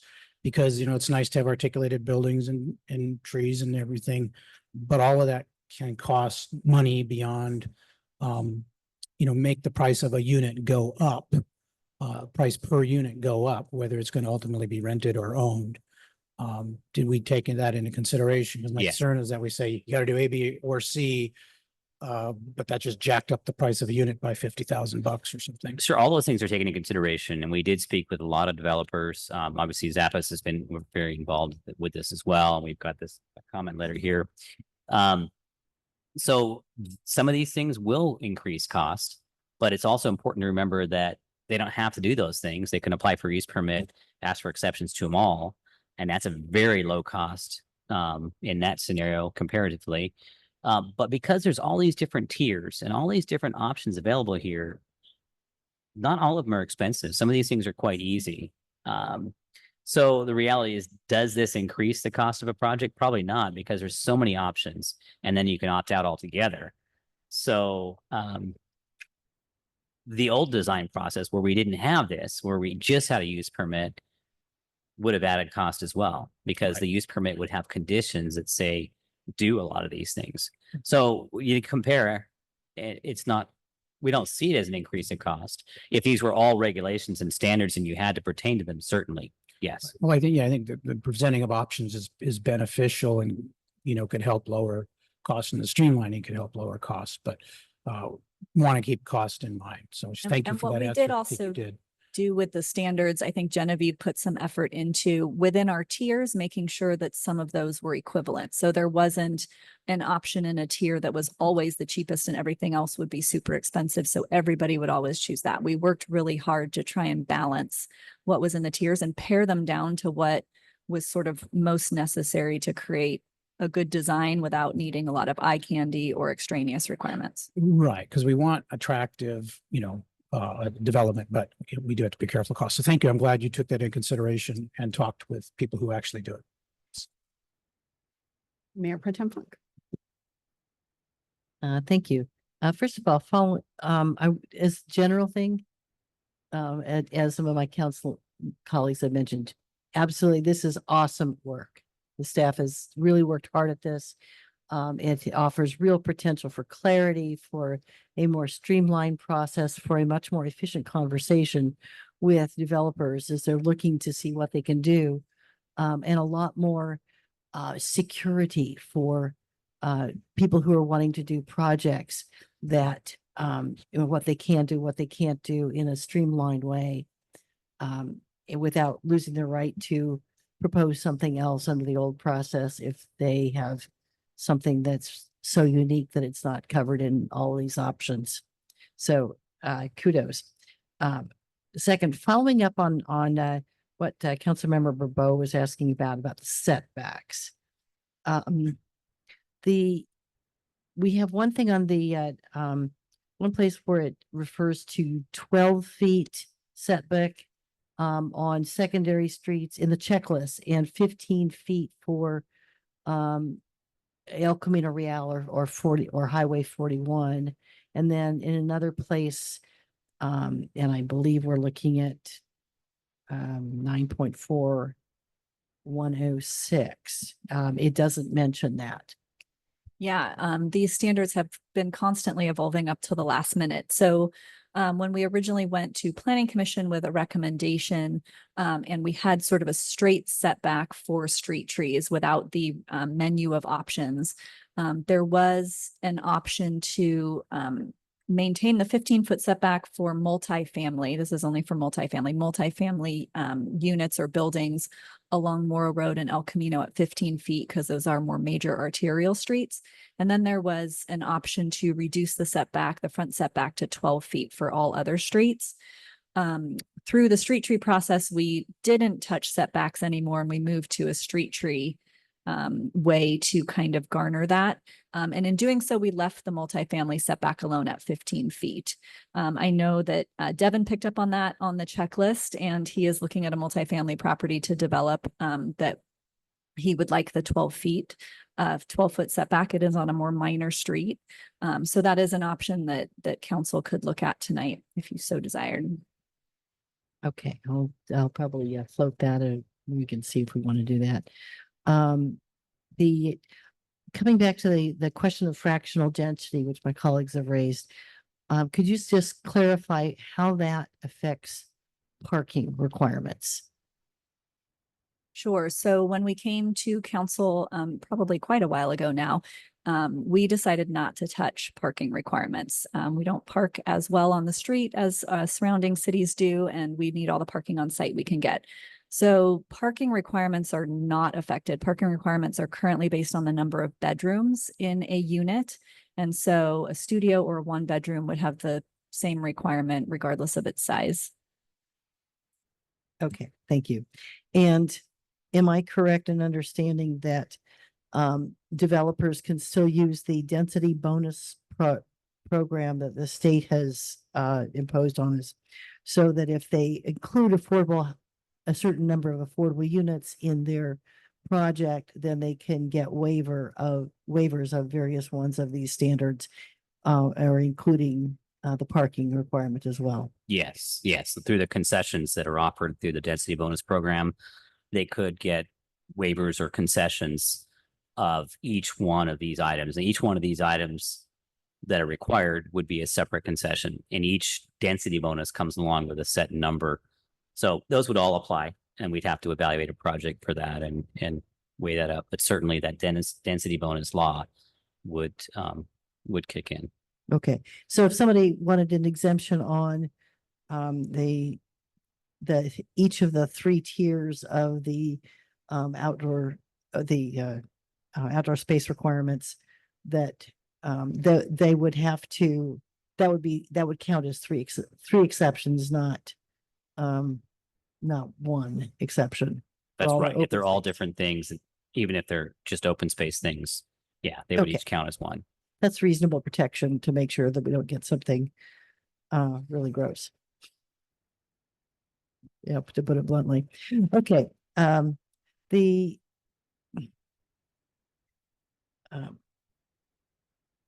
one, this is minor, but on page 101, there's mention of the requirements for the planters for street trees, and the large trees, the medium trees, and the small trees all require a 6-foot by 6-foot planter.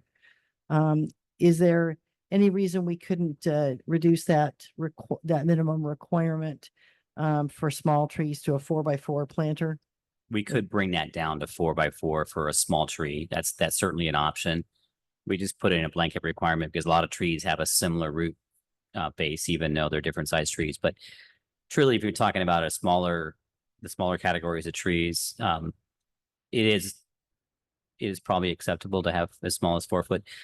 I guess that's up to council. If we wanted to do that, it would offer a little bit more flexibility. But again, that doesn't change the spacing needed for the tree canopy or the setbacks or any of those things. But you Right. could have the slightly smaller planting area if that's going to make a difference. Okay, so there would still be other requirements to meet, but that's a flexibility we could add to it if, in a logical way, if that made sense. When people are developing projects, will they still be able to sit down with staff and say, hey, I'm thinking about this and this and this and this. Can you help me figure out if that's what we'd have to do to make that fly? Oh, absolutely. Yeah. We would even do that more so because we have a checklist to go through. And so that's what we do. Great. Okay. So bring your napkin sketches, right? bring it in. We hope that we do. We hope that people don't spend a lot of money with an architect and engineer and then come in. We hope they come in first and then talk about a napkin sketch and we can sketch along with them and then go hire professionals to spend a bunch of money. That's hopefully how it works, right? Got it. Okay. And then with regard to the CUP exemption, yeah, like Councilmember Boudreaux, my sort of sense of why are we of the big value of doing this was to create a process whereby not only is it clear what you could do, but you streamline the process by skipping the series of getting design review committee and then getting planning commission for something if it meets these requirements. And I was expecting that, and maybe I was mistaken on that, to apply for multifamily projects that were out of downtown as well as in downtown. And maybe I've just forgotten that we sent, or sorry, mixed use, sorry, not multifamily, but mixed use outside of downtown. And maybe I just missed that. So would that be something that we could potentially change? You have the control. You've got the power. Ooh. Absolutely. That's why we get the big As a bucks, right? council. Yeah. Sure. Okay, thanks. That'll do me for now. And I appreciate the staff working with me to answer a lot of questions in the background. Okay, any other questions that have come up? Yeah. I did have a follow-on question regarding you mentioned we could change the setback. It's not in here, but we could change the setback requirement on 15 feet. I'm looking at the picture here on the screen, Moresco Plaza, realizing that was not a residential, not a mixed use, it's purely a commercial.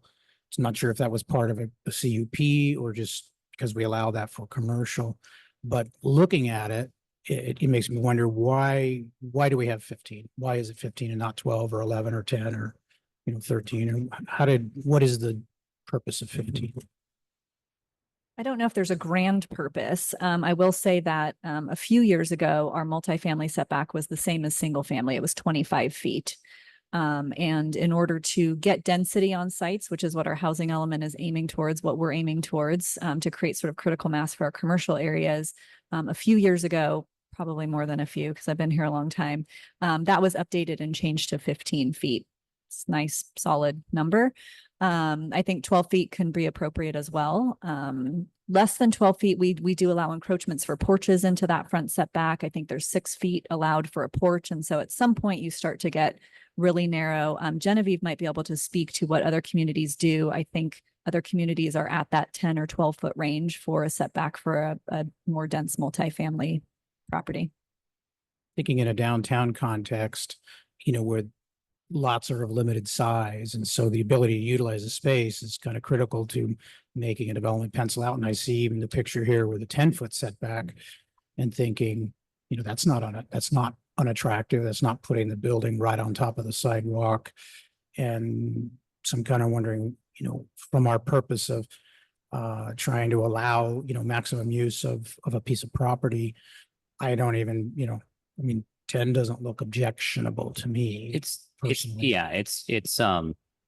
in mind downtown, we mandate a 0-foot setback. It has to be at the property line. Okay. Outside of downtown, which is further down El Camino or out on Morrow Road, that's where we're talking about these setbacks. And it really is only so that you can get the trees in there and a little bit of landscape, and you can get those architectural pop-ins and outs. Right. Because you generally have these buildings that are dominated by parking lots and driveways and different things going on. Whereas downtown, you typically don't have the parking lots and the driveways. You typically just have those buildings right at the street. It's a whole different thing. Right. And that's where we have the room for that landscape to be in the sidewalk. But if we can't put the landscape in the sidewalk, where do we put it? Understand. And that's why we have the various pictures of the different. And perhaps things. Genevieve can share something with us on Yeah. that. Yeah, Maybe. absolutely. I think in general, we do see in kind of a more dense multifamily residential neighborhood, 10 to 15 feet. We recently worked with the city of Grover Beach to update their standards, and they updated theirs to 10 feet with a front setback reduced for even their single family down to 15. So, but always thinking about, in our code as well, how that pertains to garage doors and things too, that's already considered so that you don't have people parking over that. But between 10 and 15 is really what we're seeing, and communities really trying to encourage housing. Yeah, because I'm thinking in terms of multifamily, not single family, where you have some sort of this is your yard, this is your Right. front yard sense. But in a multifamily setting on our two busiest streets, El Camino and Morrill Road, how, you need enough space for trees and a little landscaping, but you're not going to have a front yard on El Camino or Morrill Road. So, okay, thank you. All right. Yes, Councilmember Daris. Thank you. Since we're on the subject of these setbacks, if I'm not mistaken, these two projects, the Brickyard and the Moresco project, they have with this 10, 15-foot setback. The sidewalks are minimum width, looks like about 5 or 6 feet. If we had a building that's right on the property line or right up to the sidewalk is typically much wider. Am I correct on that? Like an 8-foot or 10-foot sidewalk?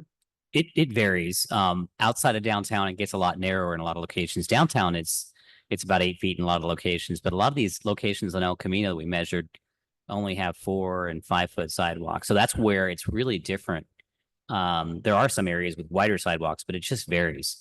But if we had but the areas where sidewalks are 4 or 5 feet wide, having a building right on that sidewalk would probably feel a little crowded, I would think. Very much so. So a setback is appropriate for something like that. If we have an It's 8-foot, different. 10-foot sidewalk, then right up to that sidewalk, I think would look great. I mean, I think Carlton's like that.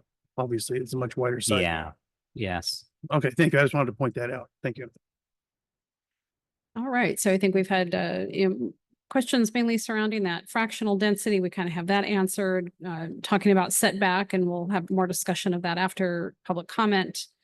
And those are really the kind of the two key things. And then allowing potentially the use of the objective design standards on mixed use outside of downtown. So those kind of seem to be the main things. And then Mayor Pro Tem Funk brought up the planters and the small trees. That my only question with that is, could that potentially harm the root of the tree and the growth of the tree? If not, I think that would be a fine idea. Yeah, for the very small accent trees, which are like the crepe myrtles, they're honestly kind of things that can be bushes or trees. In that category, 4 feet is probably appropriate for them. And again, this is not the setback to the building changing. This is just allowing encroachment of flat work for a plaza or a walkway up to 4 feet from the trunk of the tree. I thought it was the kind of planter box area we were sorry, talking 2 about. feet from the trunk of the tree, so 4 foot total. Okay. Yeah, as long as the health of the tree isn't harmed. Okay. Well, what I'd like to do now is go ahead and open up to public comment. We're at, we've been going at it for about 2 hours. We're at 8 o'clock. How's everybody doing? Would we like a quick break? I'm gonna look to Councilmember Newsom too, thumb up or down, break. I can wait till after public comment. What was that? I couldn't hear you. Sorry, I can wait till after public comment. Okay, wonderful. So let's go to public comment on this item. Open up to anyone in chambers. Please come forward. Good evening, council. Once again, Jeff Oslin. I want to commend Kelly, Phil, and Genevieve on this. I think this is some of the best work that's come out of our in a long time. I do have a couple comments and questions. First of all, a comment, I'm glad we took into consideration for trash and waste management. That was the number 1 on my list. Do we have anything on there with these streamlined checklists that whoever's building understands that they cannot shadow a single family residence because of solar nowadays? I believe that's a new law. Want to make sure that they're aware of that. Also, trees and insurance now. As much as I would love to see 1 million trees planted, the insurance rule now is the umbrella of the trees. Have to stay about 12 feet away from a structure, or insurance for property is a problem. Curious if that was taken into consideration so we don't have problems down the line. And then garage. 14 feet wide, 12 feet wide, whatever it is. What is the maximum depth or minimum depth if you're trying to put in a larger vehicle? So you're not, again, parking halfway down the sidewalk or into the street. I think that's something that needs to be addressed. I didn't see that in the packet. So just a question there. And then my last one is on balconies.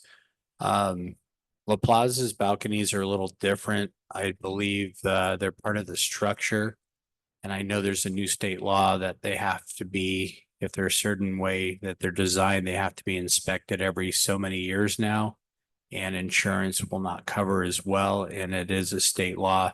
So maybe a clarification on what balconies we're doing so we don't have abandoned things down the line. But again, well done.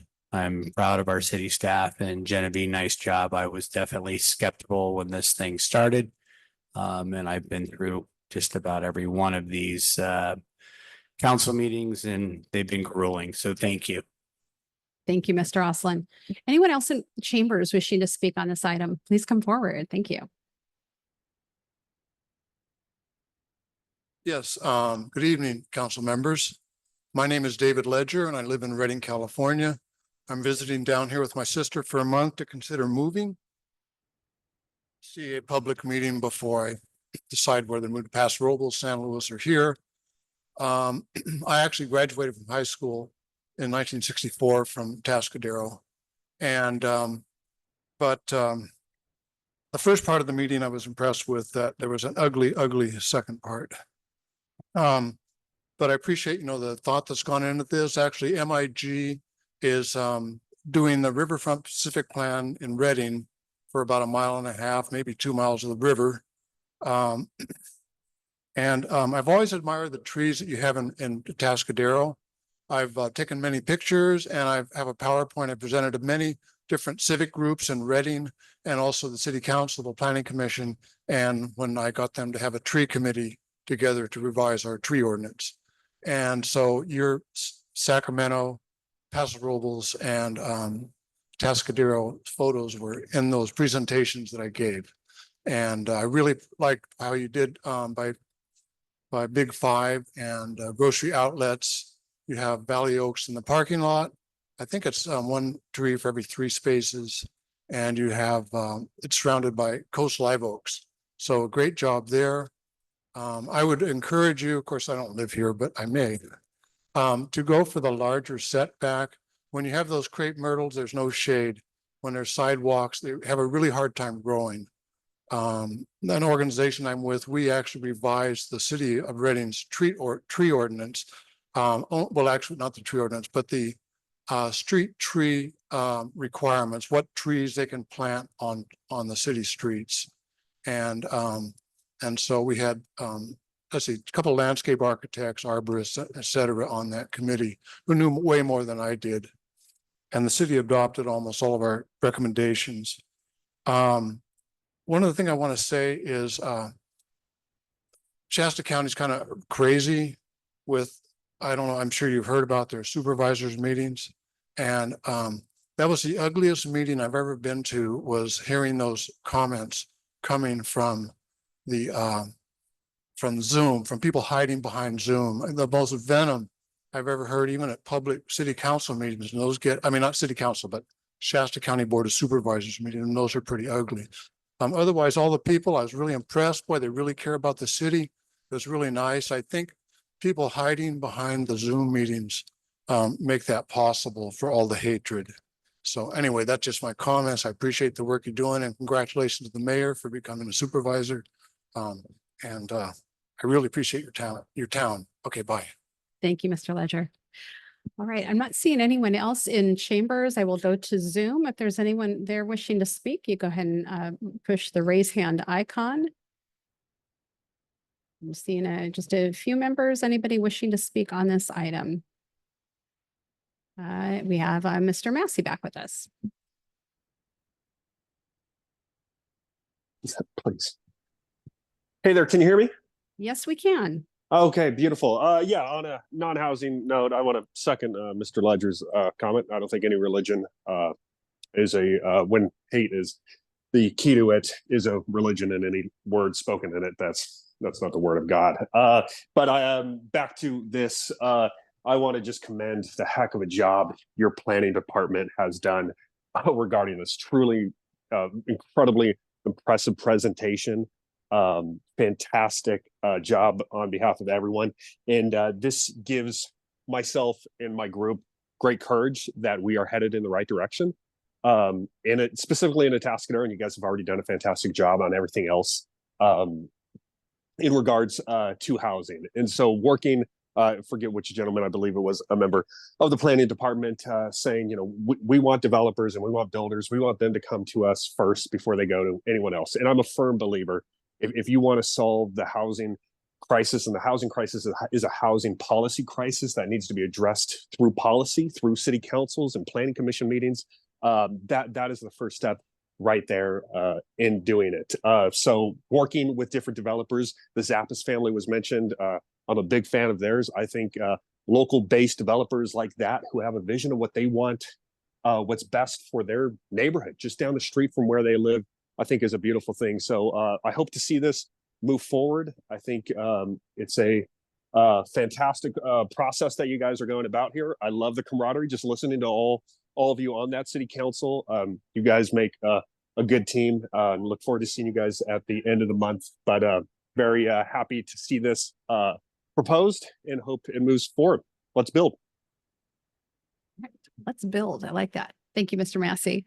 I am not seeing any other members of the public wishing to speak, so I will go ahead and close public comment and bring it back to staff and to council. And actually, before we do that, why don't we take just a brief break? It is 8:14. Why don't we try to come back at about 8:20 and we will wrap this up. So we'll recess briefly.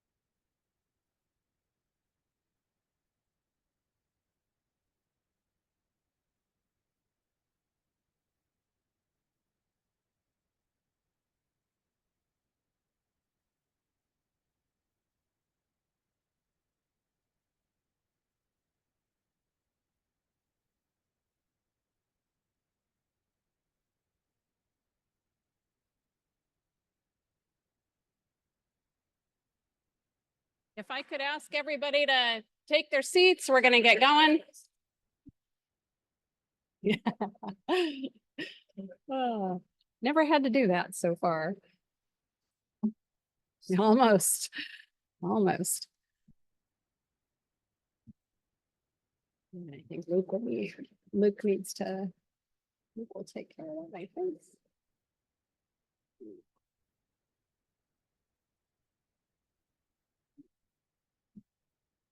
All right, Luke, did we lose Councilmember Newsom? Okay, so I'm going to ask our city attorney, Mr. Fleischman, we seem to have lost Councilmember Newsom. Are we constrained in any way? No, you're not constrained. If the city's feed over Zoom were interrupted, then the council would have to cease until that was restored Okay. with a member participating remotely. But her loss of that signal was something that was anticipated because of her location. Okay, all right, thank you very much. Okay, so let's bring back, we had some questions from Mr. Oslin with regards to, first of all, just ask staff to address the not shadowing single-family residents when it comes to solar, trees and insurance, the umbrella of the structure, answering the question about garages, maximum and minimum depth and width, and then balconies being a part of the structure, issues with inspections and insurance.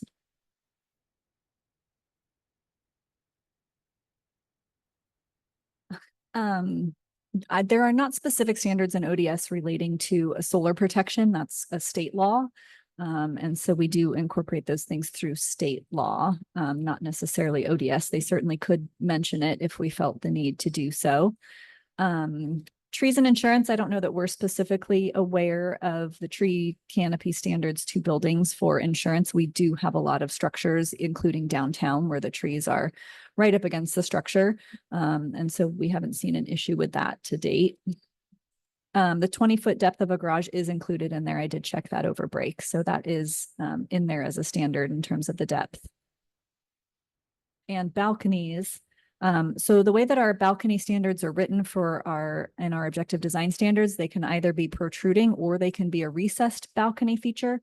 We know that certain contractors and developers like to do them different ways, waterproofing, making it part of a building versus protruding out. And so there's a lot of different options for constructability of those balconies if any issues should arise from a development standpoint. Okay.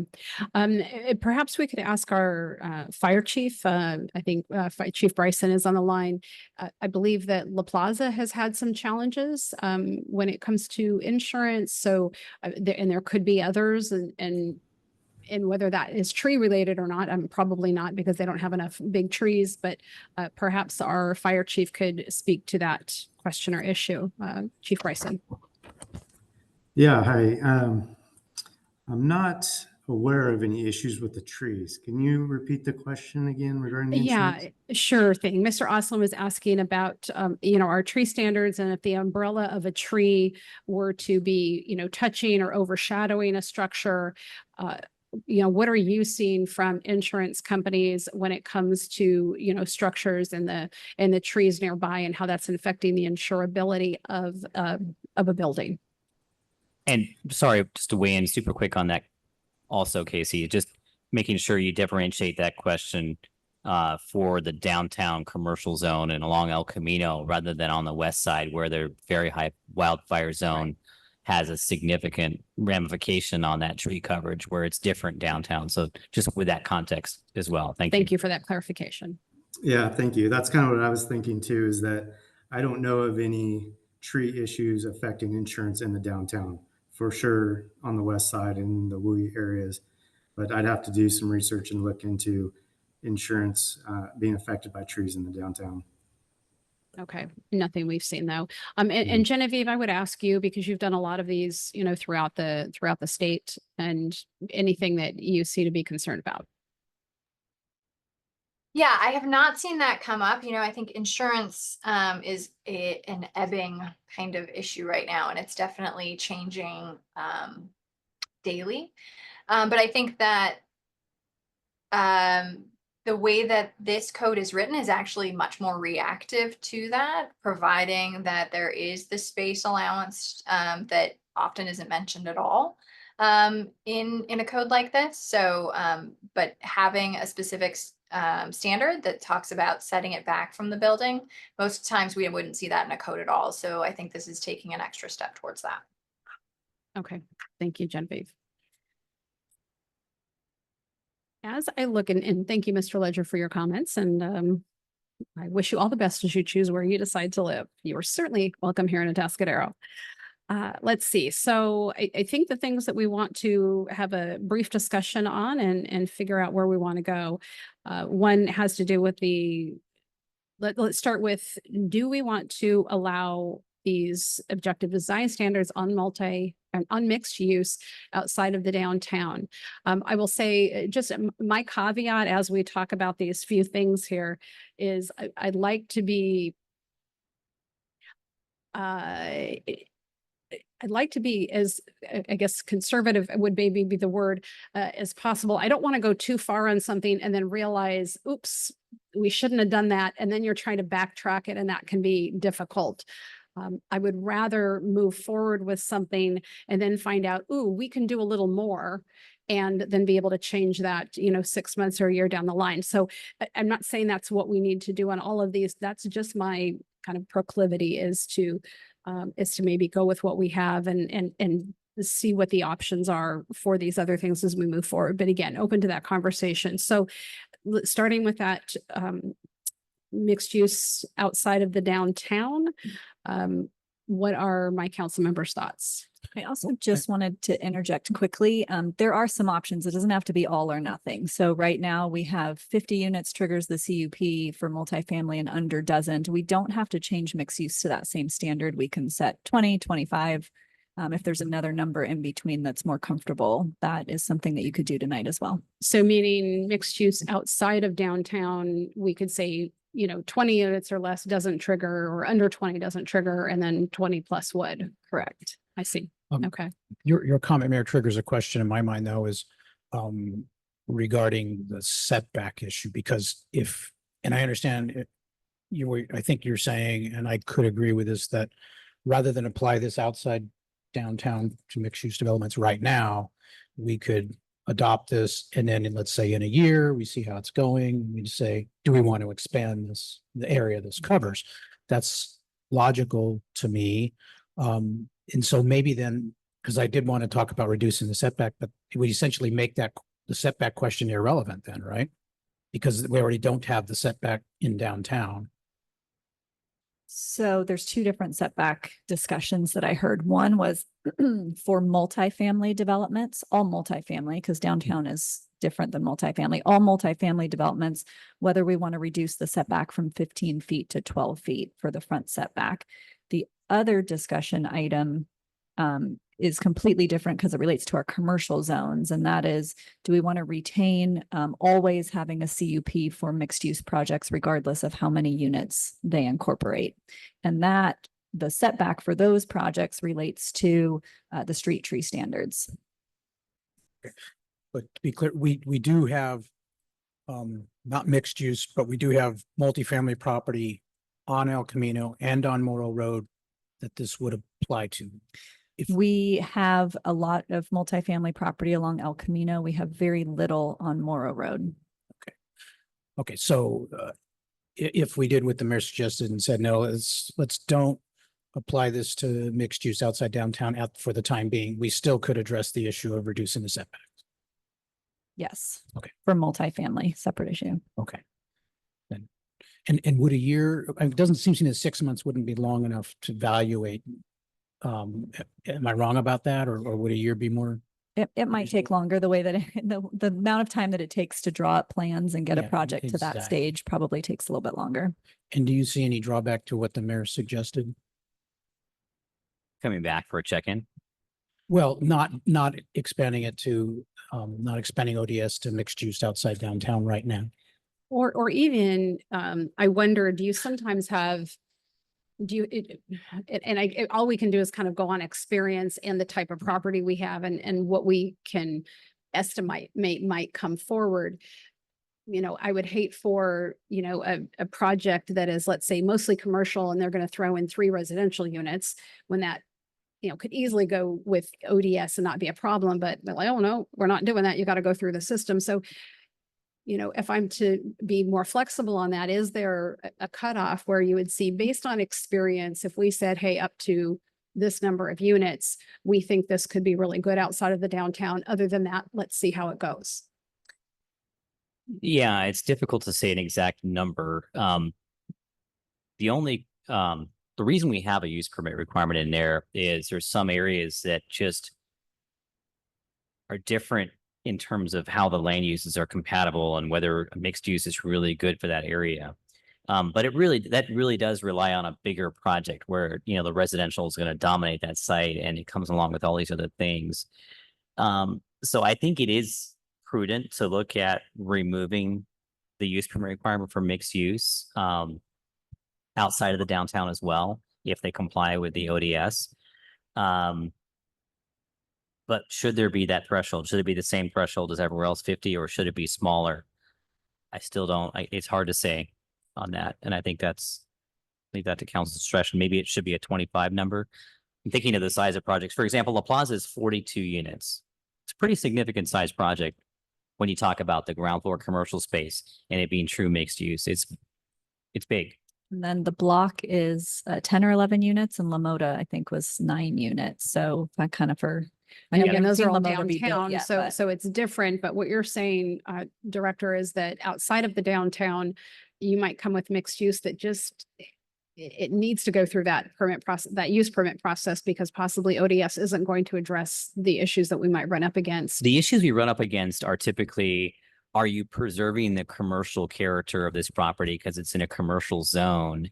Or are you basically just building a residential project in a commercial district and all your ground floor stuff is just storage and parking? And what's that ratio? Those are the things we don't have really well defined in our code yet, and we hope to define with our new general plan. That's what And our figured. ODS doesn't really go there yet, and that's the problem. It doesn't talk about those ratios and what's happening with those properties in mixed use. That is why the conditional use permit component was applied to it in the first place. So those are some things to keep in the back of your mind. No, I think that's smart.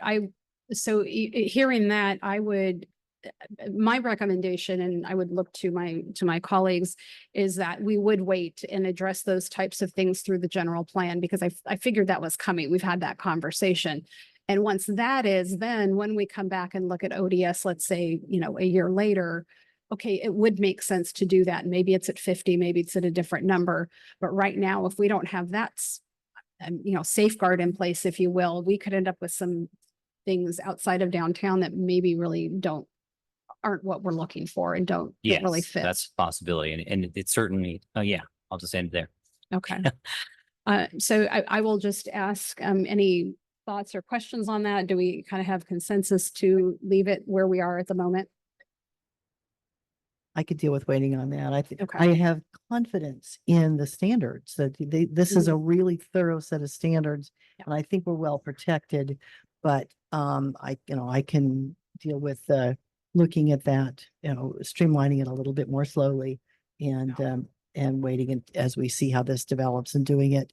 I wouldn't wait a year after we do the general plan update, because then we're talking a couple of years out. But no, I was thinking a year after this, but whenever staff is ready to bring that back. Yeah. In roughly a 12-month from now timeframe, let's take a look at that. Yep. Good call. That seems, I can work with that. Councilmember Wilbur. I would agree, a year or when we finish the general plan update would be a good time frame to readdress this. Because it could be once you do the general plan, we say, okay, now we're confident in doing this, and those two would kind of coincide, and we'd have that coverage we need in both sections. Yeah, the general plan update would come sort of with the zoning code update, which would have ratios for mixed use and mixed use development And standards. that's what we need that are more prior land use to, based. Right. Because right now, if we almost do this, by right, in a sense, through ODS, then it removes that ratio and we don't have any control over that. Okay. Correct. Yeah, Good call. I would encourage us to not think about these as being inapplicable, but just simply that these standards don't exempt mixed use projects out of downtown from the CUP process. Because I think Of course not. to the extent to which developers are consistent with these standards, it will enormously simplify the conversations we have at DRC and what gets to the planning commission. Sure. And the level of uncertainty in the development of those projects. So if we think about it that way and knowing that, here's how to grease the skids on your CUP under the current rules, and then we'll take a look at whether we actually need to keep doing that or not. Okay, I'm good with reducing the 4x4 foot sort of planter area for those small trees. Everyone good with that? I'm good with that. My only thought on that is as consulting an arborist to make sure that whatever tree is going to be planted is something that's not too small. Because we don't want to, tell somebody they have to plant a tree and then it's going to die and then you're dealing with that down the road. Yeah, I likewise. I mean, I think it's okay as long as it isn't, inadvertently self-defeating in the sense that, Exactly. it's too constraining on it. And those were the questions I kind of asked before we went to the break. And I think what I'm hearing is in the small tree areas, as Mayor Pro Tem Funk brought up, that is probably not going to be an issue. Is there some sort of caveat language that if it is, or you make sure that, you get where we're going with this, we're not going to. Yeah, I don't know there's caveat language, but we developed with the Public Works Department kind of a street tree list that included large trees, medium trees, and accent trees. Okay. And so those accent trees would be the small trees and they would have to meet those similar characteristics. Otherwise, they'd be categorized as a medium tree and then that would be different. Okay. And so to Director DeBar, maybe then those things that we've categorized as small trees, they could still grow healthy and be just fine in those smaller planter areas. Yeah, they can. And in the downtown, like where you have wider sidewalks, a lot of times it's maintaining an accessible path of travel. So if you have an 8-foot sidewalk, you couldn't have really a 5x5. You'd have a 3-foot, accessible pathways. We try to maintain 4 wherever possible. But they could be also 4x6 or 5x4, 4 deep, 5 wide. So we've been doing that a little bit more in the right of way. Okay. So yeah, that would totally work. All right.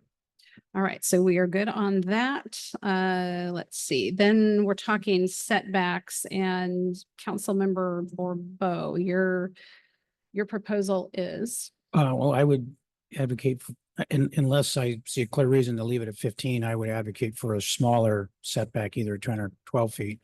In my mind, preferably 10, in order to allow for greater use of the property in question and still have enough room for attractive landscaping. So, I'm certainly willing to be talked out of that, but I want to try to maximize, we're trying to encourage, lower cost housing. And this is a constraint I see on somebody's ability to use the full space of their lot. I think 10, certainly 12, but I think we could go to 10 is enough to allow for attractive plantings, et cetera. Okay. I'm going to look at our resident architect. Well, I would tend to agree with Charles because I'm concerned about in the trees, because I think you've taken away the larger tree option with a 10 or 12 foot. So if I don't know if that's going to be a problem. I don't know that it is. My feeling is, you're planting trees for shade up next to a potentially 3-story building that's already providing the shade that the tree would otherwise provide. So it's just for looks. So are large trees necessary? They're just going to cover up windows possibly, but. So the articulated front of the building, you would have some deeper spots, I assume. Right. Even if you had like a 10-foot setback, you'd have some deeper portions of the building that could be 12, 15, 20 feet even. I agree. You could design that into it. So I'm really indifferent to it. I think it adds more articulation and an interest to the front of a building on the sidewalk. Yeah, and it wouldn't relieve them from the street tree requirement. So they'd still have to choose which kind of street tree they wanted. And then if it was a greater requirement than the minimum setback, they would still have to notch in for those trees. Right. And just to keep in mind, these commercial districts, they wouldn't have multifamily. Okay. All right. Well, never mind. So we're specifically talking multifamily. Let's be clear. Mayor Pro Tem?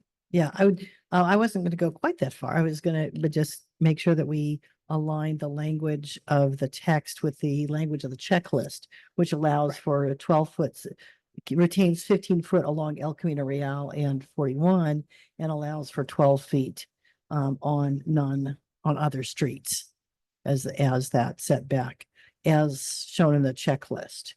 I don't have that. Then in this particular note, I don't have the page number written down. But I would be inclined maybe not to go quite as far as Councilmember Verbeau wanted to initially, out of the same caution that the mayor just suggested, that we might want to see how this goes, keeping in mind that any project that includes housing and that where a sufficient proportion of affordable housing units are included, they get to run exemptions on these requirements anyway. So would I be correct that somebody who's in order to use the buildable envelope on a particular property, if they needed a 10-foot setback and they were willing to include at least 10% of their units as affordable, would they not be able to demand that as by right as state law? Yeah, they can request concessions of any development standard, including setbacks. Right. And if they request a concession, that concession has to be approved unless there's clear and compelling evidence that it's a safety hazard or there's a pretty strict limitation. Correct. If we have to have really solid grounds, we can't just say, hey, that's, that we don't like that. It's got to be a clear safety reason. Okay, so could we come to then a sort of a consensus in the middle where we go with what Mayor Pro Tem Funk, instead of sticking with the 15 versus moving to say 12 or 10, could we go with what is in our checklist here on the multifamily? I think it's the multifamily. Is that the first page? No, yeah, first page of the setbacks, where we're doing 15 feet on El Camino and 41 and keeping that, but making sure that the code is backing up what's on the checklist of reducing that to a minimum of 12 feet. And let's see how that, again, over the next year, see how that comes together. Okay. I'm sorry, I'm a little confused by what you said there. So what's in the checklist? What's in the checklist is actually incorrect. It's all 15 feet. Is that correct? Yeah, Ms. Gleason. So that's correct. So what we're saying is, okay, let's go ahead with what's in the checklist and change the code then to be 15 and 12 rather than 15 and 15. Well, the checklist says 15 and frontage on other streets, 12. Right. And that's what we'd like to propose, because that's not what's in the code. The checklist is actually incorrect. It should say 15 on all based on what's in the backup Currently code. in the code. Okay. So we'd like to say, hey, let's go with what's in the checklist, the 15 and the 12, that reduces it a little bit. And again, see how that goes over the next year. The thing is, concern I have though there is, if you look at on the photos, the picture of the county social services building with essentially a 0 setback and no landscaping. Granted, that's it's not a residential use, but to the passerby, it's still just as stark. And, we allow that, which in my mind, I went, okay, how did we allow that, in the sense of that it's not nearly as attractive to have the stark building and no greenery.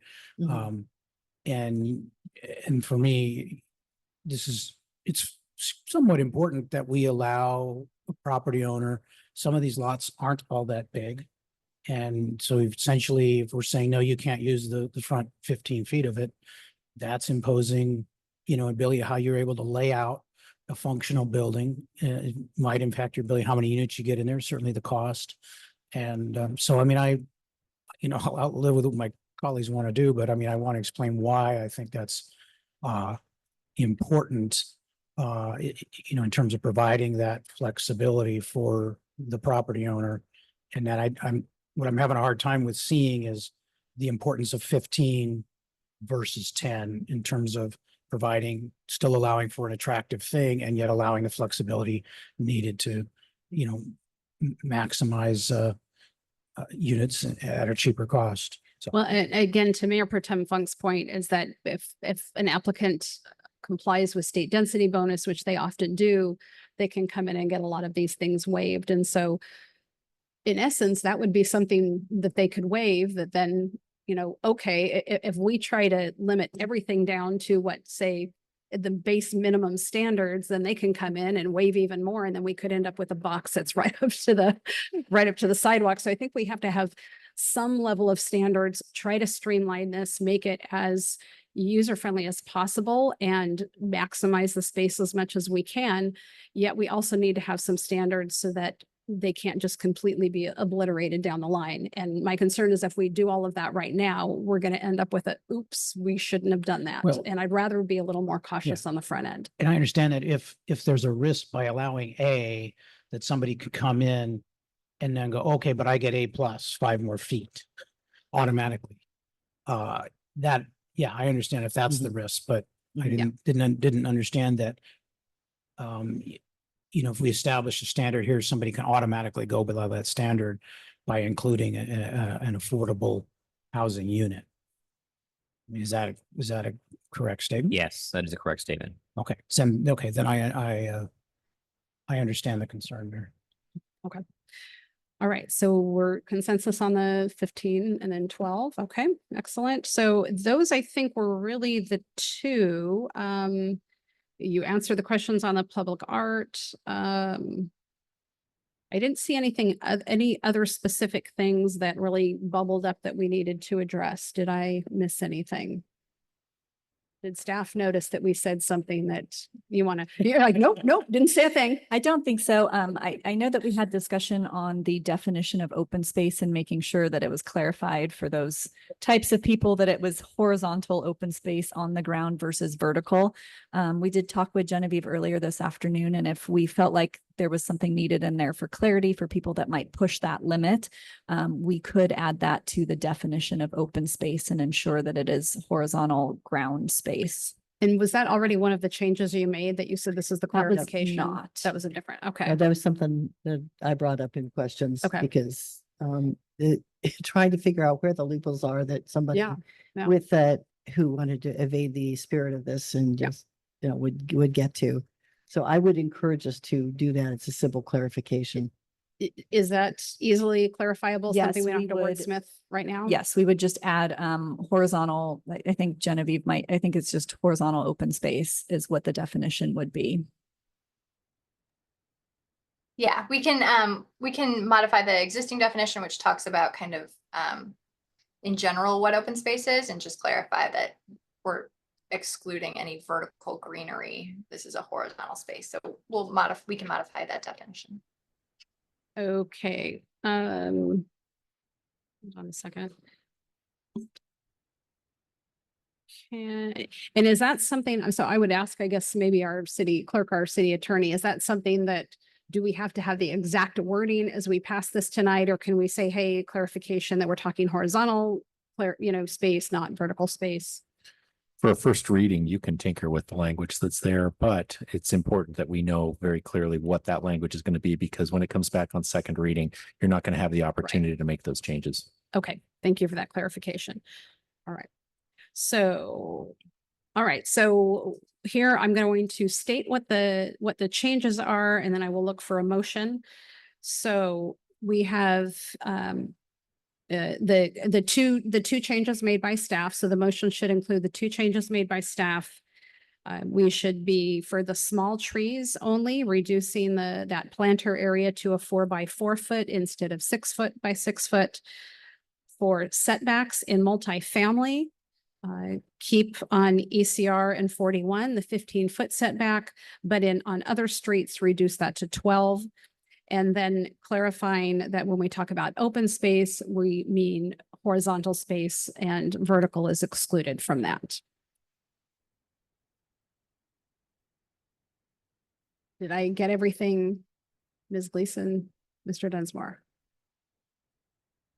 We're just going to double check and bring up a couple of slides where we had some changes just to make sure we've got everything. Because I think there was a couple other grammatical fixes in here.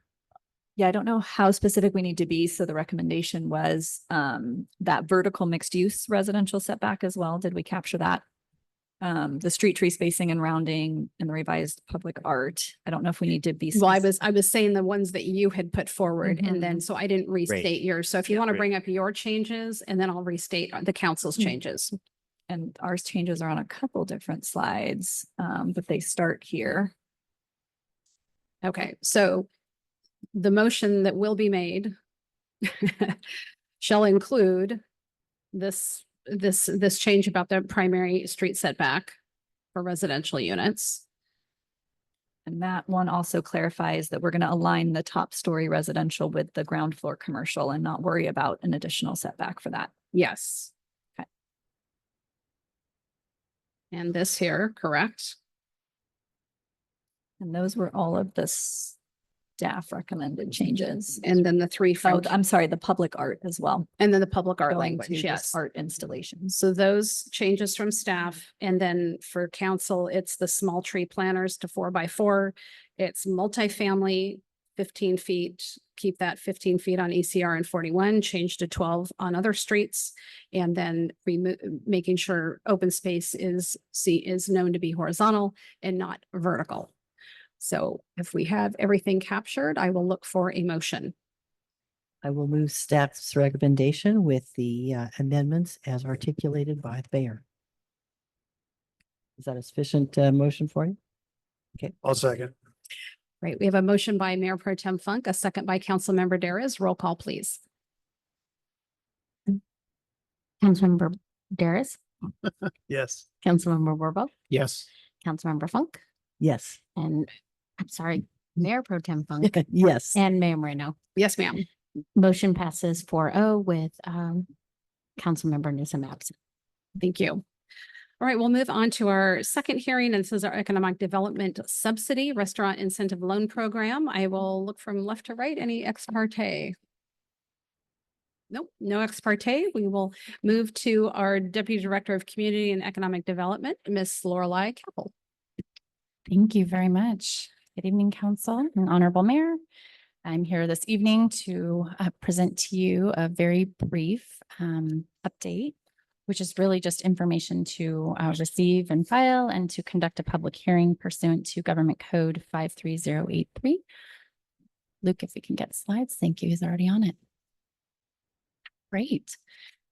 So as you may all know, in 2023, we approved an updated action plan, City Council action plan, which included downtown vitality as a key priority for the City Council and our city. One of those items that implemented that was incentivizing additional restaurants through the restaurant loan program.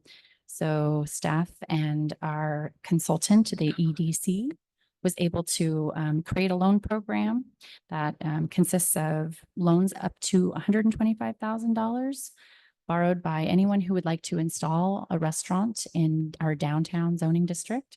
The interest rate would be at 4.25%, and it would be spread out over 7 years of repayment with no prepayment penalties. That program was approved in December 13th of 2022.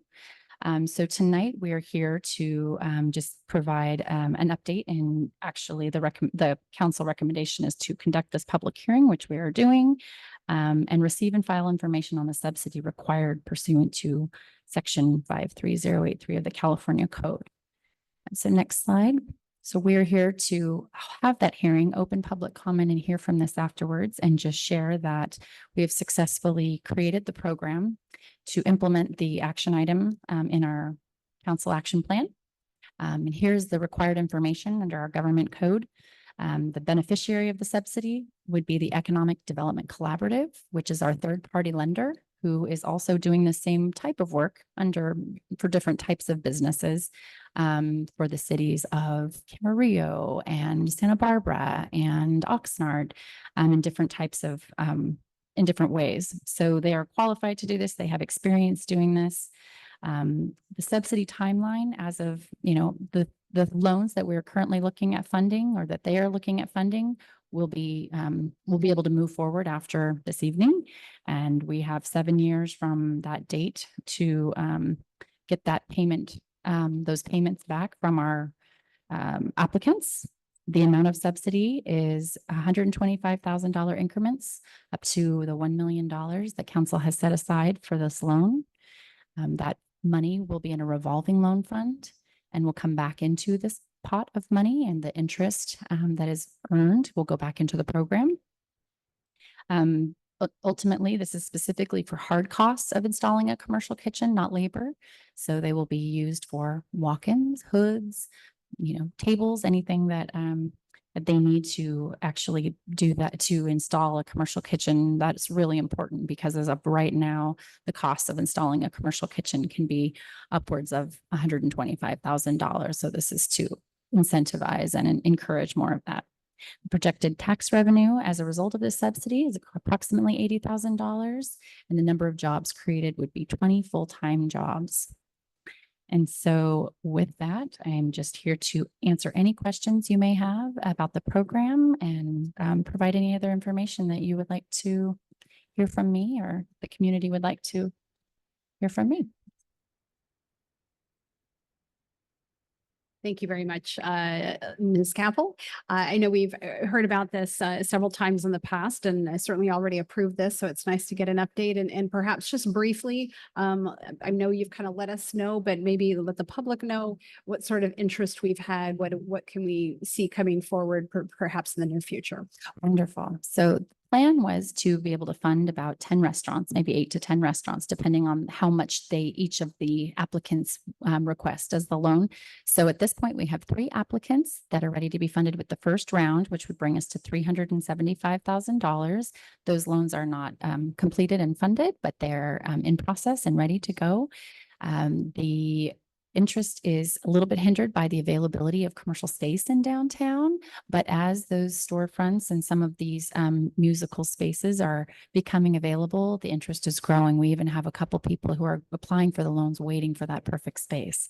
So I've got my eye on it. I closely track the MLS and talk with business owners and have a running list of people who are interested. And there's many more than just the applicants that have actually applied and completed all of the application, which is just as difficult to get as a standard loan as far as the requirements that you have to submit with your financials and tax returns of the past. But so it's been very successful. And our goal really was to be able to fund about 4 loans in the first year, which would put us about right here on track. As of July 31st, that would be the end of year kind of 1 of getting this program off the ground. And we would fund the second round next year, and you have 7 years to pay it back. Or if they'd like to pay it off immediately, they can do that too. It's exciting to hear about the interest in the applications already in process. And we all knew that someday there would be a real demand for downtown space. And now we're seeing that, 12 years ago, maybe not so much, but here we are. So it's pretty exciting. Yes. Well, thank you for that. Any questions of staff? Councilmember Darris? Yeah, just one question. And this has probably been asked before, but the length of the loan, 7 years, how did we come to that? Is it negotiable? I mean, how was that the sweet spot for a loan like this? That was an industry standard per the EDC and what they had done in the past. And there's a calculation that they ran for us about the return on investment and the flow of funds. So 7 years gives us time to recoup some of those dollars and reinvest them if we so choose as a city or if the council agrees upon that. So a 7-year loan is standard for that amount. And it was also gave them a loan payment that was reasonable for paying in addition to the rent that they would be paying. So there were quite a few factors that went into that number. Because it's a big chunk to pay back, in 7 years. Yeah. Annually. So I imagine you've done your homework, and there's been success in other communities where not a lot of defaults, or hopefully none, because it's worked out well for the restaurant owners. That's exactly it. And the interest rate is such that this is going to open up a lot of doors for people who wouldn't have otherwise been able to do this, because commercial interest rates right now are at 8%, 9%. SBA loans are up to 11% because they were variable after COVID. And a lot of people took those loans out. So we're seeing a lot of our business owners kind of feeling the pain of that. All right, very good. Looking forward to seeing some more business downtown. Yeah, it's coming. Two quick questions. One, I think you may have answered this previously in previous presentation, but restauranting is a very difficult business, and many good restaurants end up failing.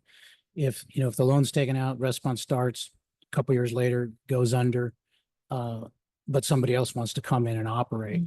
What's the transfer mechanism, if there is any, for this subsidy? There's an agreement that's signed where if they were to default on the loan, they would relinquish the equipment to the Economic Development Collaborative who is operating the loan. Also, the loan funds are backed by iBank up to, I think, 90%. So that's another safety net for the city using public funds. But they are able to recoup the equipment, and then whatever they have paid on it, they would negotiate how to get through that process and make sure that if it needs to stay with the building, the landlord could possibly buy that and keep all of that equipment in the building, which is really the goal of this loan, is to install commercial kitchens for And keep it in installed for perpetuity. a next operator. Absolutely. Excellent. Yeah. And then it seems, the economic benefit here listed in the staff report of 8,000 seems actually a very conservative and low estimate, considering we currently get 2.5% of sales tax. So it would be reasonable. I mean, I'm not sure how we write that really conservative number, but it might be reasonable for us to hope for even greater results. Absolutely. And really that number was derived from, if you look at what some of the restaurants from a small sandwich shop to a high-end restaurant pay or give back to a community and sales tax revenue that comes to the city, that would be, I mean, those are, that's a conservative estimate of 8,000 times 10 restaurants or so that would equal to 80,000. But yes, absolutely. This would assume a moderate type of restaurant in every case. Okay, thank you. Yep. I can share that's a very conservative estimate. I do get to see the sales tax receipts for the city, and it is a very conservative estimate. I think this will be threefold that at least in investment. And I do want to share too that the council's spot on with this policy. One of the other reports I do get to see is kind of our where do we bleed business and where are we overserved and underserved? And in our community, it's no surprise that we're most underserved in discount stores, right? People leave town to go to a discount store. People leave town for certain types of clothing and shoes, and then leave town for restaurants, believe it or not. So we still have capacity in town to accommodate more restaurants. It's a matter of the physical limitation of the kitchens. And so this is a great policy from the council. Thank you, Mr. Lewis. With that, I'll go ahead and open up to public comment. Any member of the public wishing to speak on this item, please come forward. Good evening, Council. Once again, Jeff Oslin. One quick question. Why is the interest going back to the program and not to the general fund? Thank you. Thank you. Any other member of the public wishing to speak? Seeing none, I'll go ahead and I don't see anyone on Zoom either. I'm going to go ahead and close public comment, bring it back to council. And I'm assuming it's because we want to be able to reinvest that, but I will let Ms. Capel answer that. Yes, at the end of this program, in 7 years, we could distribute all of the funds back into the general fund, and that would be the goal. Or we could say, let's take the entire fund that has now been paid off and paid back and use it for another incentive, like possibly helping non-conforming uses transition to other areas, whatever that topic is that council would like to address. So, right. Thank you. All right. We don't, this is just a receive and file. So I think we are ready to move on here. We've got another public hearings tonight. So these next two should go fairly quickly. They're fairly routine. So the next one, number 3, is our downtown parking and business improvement area confirmation of annual assessment for the fiscal year 24-25. I will first ask if we have any ex parte. I'm seeing no ex parte. I will turn this over to our Community Services and Promotions Director, Ms. Terry Banish. Thank you, Mayor Moreno. Good evening, Council. So the first one that we have of the next two public hearings, we're looking at the adoption of the assessment for the downtown parking and business improvement area. The BIA is known as. Shown here are the current boundaries of the district. And we have our current boundary map. So down El Camino Real, between Morro Road and Rosario, and also between Highway 101 to the west and up to Olmeda to the east. The BIA was established in 1986 and requires that the advisory body provide a report to the City Council annually for the expenditure of funds derived from the assessment paid by the businesses in the downtown area. In order to ensure adoption of the assessment prior to the beginning of the fiscal year, the report and resolution of intention were presented on May 28th, 2024. And this also requires that the Chamber of Commerce serves as the advisory body and the subcontractor to the city regarding the BIA. The informal committee of downtown business owners advises the Chamber of Commerce on expenditures and assists in the creation of the annual budget. The Chamber of Commerce has submitted a report identifying the proposed improvements and activities that include the collection of the BIA funds requested for 24-25 of $14,500. The cash balance from the 2023-2024 will be applied towards future promotions, downtown events, and beautification focused to the downtown lighting. And then in 2023-2024, the downtown business owners actually organized the trick or treat on Entrada and hashtag A Town with Heart in February. Downtown kiosk maps were updated twice, and courtesy parking notifications were created to assist with employee parking challenges that we had. In 2024-2025, the chamber will continue working with downtown business owners to use the beautification funds to install the string lighting over Entrada Avenue and that new website that Josh talked about, being the atascaderodowntown.org. So that'll be good. So tonight, with that, council to adopt the draft resolution confirming the annual assessment for the downtown parking and business improvement area for the fiscal year of 2024-2025. Thank you, Ms. Banish. It'll be exciting to see those lights coming over Entrada. Yes. Combine that with our downtown project. It's just going to be amazing. Thank you. And just to let the public know, this is an assessment where the business owners in this downtown area choose to assess themselves to make these kinds of improvements. So this isn't something that the city has chosen to tax or charge fees to businesses, but they have chosen to do that to beautify and create energy and excitement and activities in the downtown to support the overall downtown businesses. I will see if we've got any questions before opening to public comment. Seeing none, welcome to our speaker for public comment on this item. Good evening, Josh Cross with the Atascadero Chamber of Commerce. Yes, we are the fiscal agent for the fund of $14,500 each year, or $13,500, and what's usually divided between promotions, events, and beautification. And this year, our focus is to get string lights over Entrada. That is going to be the pilot, and then hopefully after that, and it's successful, we will target Traffic Way to get string lights over that. The events that Terry mentioned are, just the photos with Santa. Sometimes they do that. Basically, anyone within the bid district can submit an idea for an event, and we evaluate it. We try and make sure that they're using vendors that are not overcharging them, and then we approve their events and give them a budget to execute it with that. So it's working, it seems to work pretty well.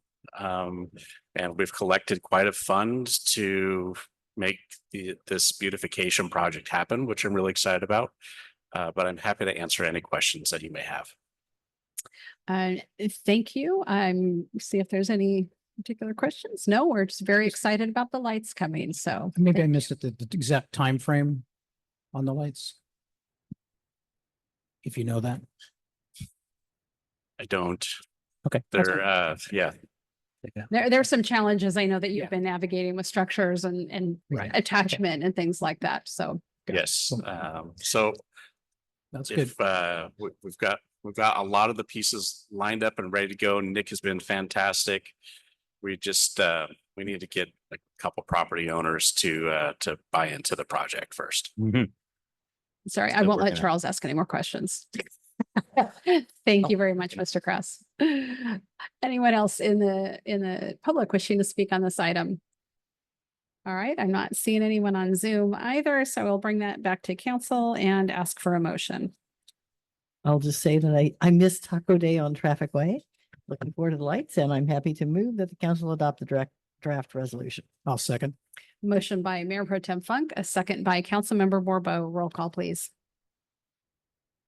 Councilmember Borbo, Yes. Councilmember Daris, Yes. Mayor Pro Tem Funk, Yes. Mayor Moreno. Yes, ma'am. Motion passes 4-0 with Councilmember Newsom absent. Thank you. On to our final public hearing. This is the Atascadero Tourism Business Improvement District, similar to what we just did. Annual assessment confirmation for fiscal year 24-25. Do we have any ex parte? See none. Move again to our Community Services and Promotions Director, Terry Banish. Thank you, Mayor Moreno and City Council. So the second assessment is for the Atascadero Tourism Business Improvement District, or what we refer to as the app bid. The City of Atascadero established the app bid to levy annual assessments under the Parking and Business Improvement Area Law of 1989 by adopting Atascadero Municipal Code Chapter 16 in April of 2013. The activities to be funded by the assessments on lodging businesses with the app bid are designated as promotions, marketing programs designed to promote the city as a tourism destination outside of the county and surrounding counties and areas, drive markets and such. Events like Atascadero Fall Festival, Bovine Classic Bike Event, Central Coast Craft Beer Festival, Central Coast Cider Festival, among others, are part of the promotions to help bring in tourism into Atascadero, along with social media platforms and the different things that we're doing with all kinds of stuff. I could go into that. It is required that the advisory board provide a specific report to City Council annually for the expenditure of funds derived from the assessment and are paid by lodging businesses within the city. These levies are adopted annually and were provided in the annual report presented May 28th of 2024.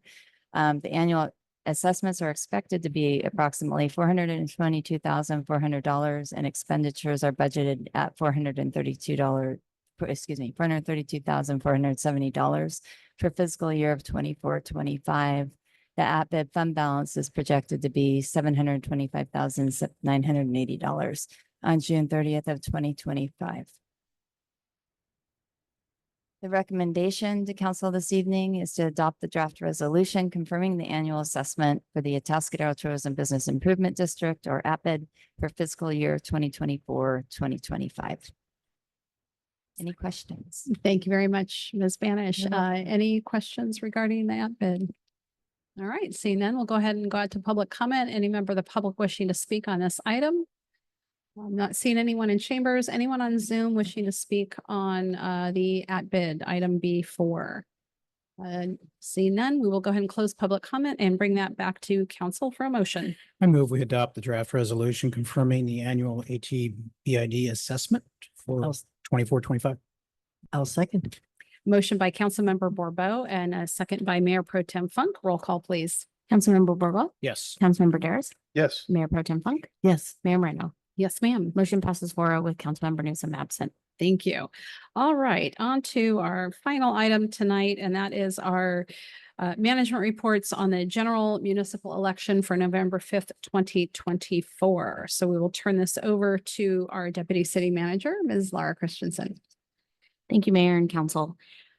In order to move forward with the general municipal election, there are several things council needs to do, including we need to talk about some ballot measure language that council directed staff to bring back in March and May of this year. We need to introduce some ordinances, adopt some resolutions to initiate the election process, to combine the city's election with the county, and to submit those ballot measures to the voters. Hang on one second. There we go. So up for election this year is the mayor, which is a 2-year term, and 2 council members, 2 council seats, which are 4-year terms. Those both have the same qualifications, simply that the person be registered to vote in Atascadero and live within the Atascadero city limits. And then also is the ballot measures that council directed to bring back. That is the renewal of Measure F14, where we're looking at renewing the current 0.5%, so 0.5% for sales tax measure, which would continue to include an annual audit, continue to include citizen oversight, a citizen oversight committee, continue to include an annual report, and that this becomes operative though April 1st, 2027. So while it goes to the voters this November, it would not become operative until such time that Measure F14 would sunset. And then also the ballot measure for the appointive treasurer, which if that were to pass, would become effective at the end of the term, which would be December 2026, or upon an earlier vacancy. And at that time, it would then be appointed by the city manager. Up here, you can see the proposed language for the ballot measure F14 renewal to provide funding that cannot be seized by Sacramento, and that will stay in Atascadero for such things as repair of neighborhood roads and aging infrastructure, along with other vital city needs. Shall the city extend its current 1/2 cent per dollar sales tax, known as Measure F14, until ended by voters with citizen committee oversight, published annual reporting, and independent financial audits. So just important to note, council cannot impose a tax. Instead, what they can do is to place it on a ballot with a 2/3 vote of council. The ballot must, the ballot measure must be placed on an election where council members are being selected. So that would be the November of even numbered years. Because it is proposed as a general tax, it does require a 50% plus 1 vote to pass. And if it is passed in November, the operative date again is April 1st, 2027. This is all the language that's written into that draft ordinance that's included in the packet and would be effective upon the passage by the voters. Sorry, going a little too fast. Really quickly, just to kind of recap why council asked to bring this back is really the success that Measure F14 has had. As City Manager Lewis mentioned earlier, we've increased our PCI by 6 points. It was originally estimated that our PCI would have dropped a minimum of 17 points if we had not had this ballot measure passed, and it would continue to decline without the ballot measure. So to see that not only have we made improvements, but at such a significant rate is fantastic. Also, Measure F14 also was a general tax that passed in 2014 with 58%. The funds were targeted. So again, that was a general tax, but funds were targeted for repairs, maintenance, and rehabilitation of neighborhood roads. That's local and collector roads. So again, like a general tax, it could be used for other vital city needs, but council then and since then has continued to use that money solely for roads projects, as we heard from the public, and we have continued to do that. Of that, since that time, that was the equivalent of 13 projects, but 13 projects, while that doesn't sound like a lot, that's the equivalent of about $17.2 million in road repairs, which is 80 neighborhood roadway segments. That's huge. 52 centerline miles we've been able to accomplish because of Measure F14. And then we continue to provide an annual road report and a community road report. And those go before the Citizen Oversight Committee, which then comes back to council and then is mailed out. Let's see, there we go. And then our second ballot measure is the appointive treasurer. And shall the office of the city treasurer be appointive? It seems simple, but that's the language that's required through regulation. So right now the treasurer is currently elected. The only qualifications for a treasurer are that they be 18 years of age, a resident of Atascadero, and a registered voter in Atascadero. Switching from elected to appointed gives the city the ability to ensure that your treasurer is current and well-versed in highly technical professional standards, laws, regulations, the management system, sort of all of that stuff that goes into making those decisions for the investments of the city. It also has the potential to save the city up to $17,000 annually. That's what's being spent now for the treasurer position in terms of a monthly stipend and health benefits. In order to pass, this does require a majority vote of the electorate. And then just really quickly, I'll run through while we're here, why you saw so many recommendations in your report. In order to not only put ballot measures on, but also to move everything forward to the election, we need to adopt a draft, we need to introduce and adopt a draft ordinance that details the tax measure, kind of gives all of that language that's required to be adopted before the measure submitted to the voters. Because we are doing that and have that ballot measure, we've also brought forward the ordinance that would change the treasurer from elected to appointed, assuming that also is passed by the voters. That will just make that a seamless transition if that becomes passed in December. And then draft resolution A will initiate the election process. It'll clarify the ballot language that we just spoke about, and it will place the measures on the ballot. Then draft resolution B consolidates the election with the county. Draft resolution C sets the priorities for filing the written arguments. And if the council so determines, will authorize council members to write arguments, though council members don't have to.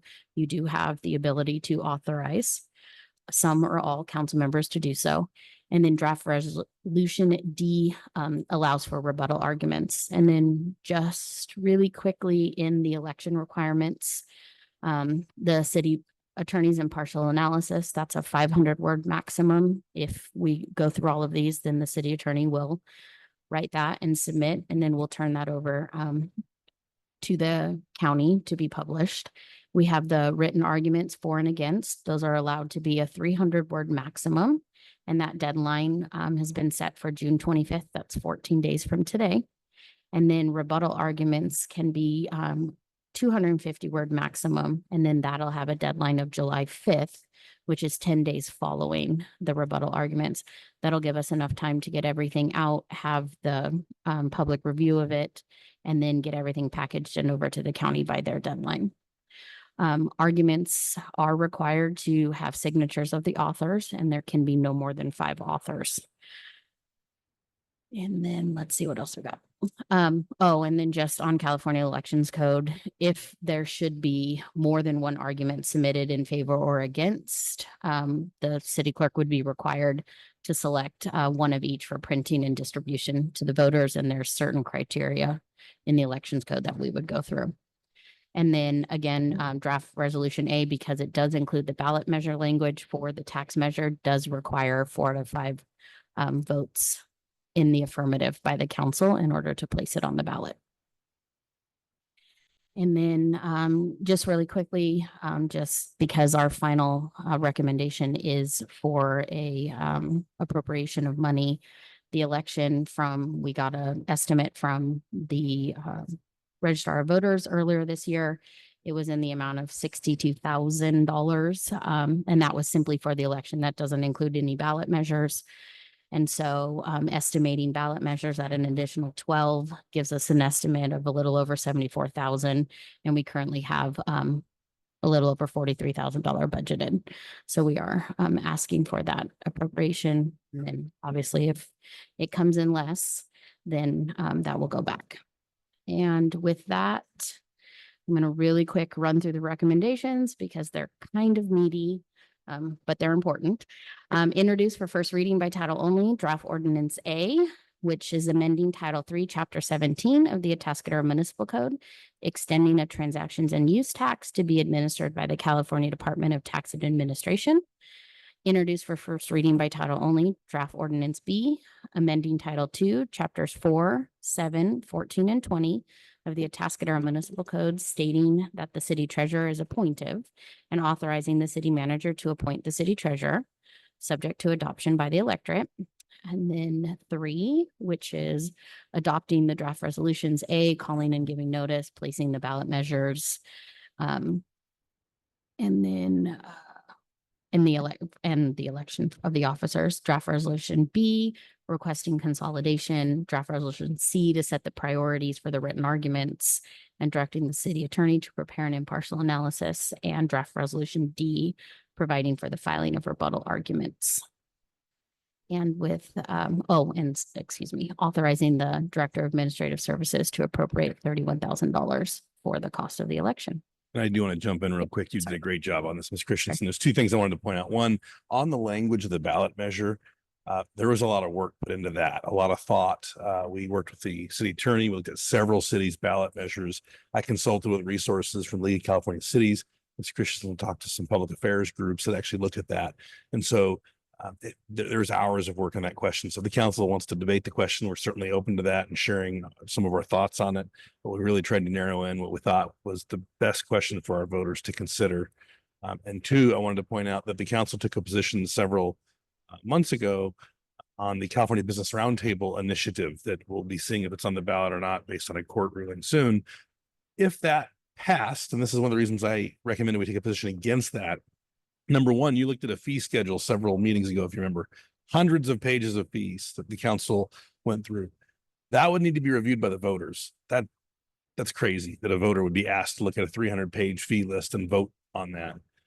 Two, this initiative, which you have the right as a council to put on the ballot, will be invalid if that passes. Regardless of what this vote is, this initiative will be invalid because it puts a very onerous process to qualify a citizen initiative. And we'd have to put it back on the ballot at additional cost.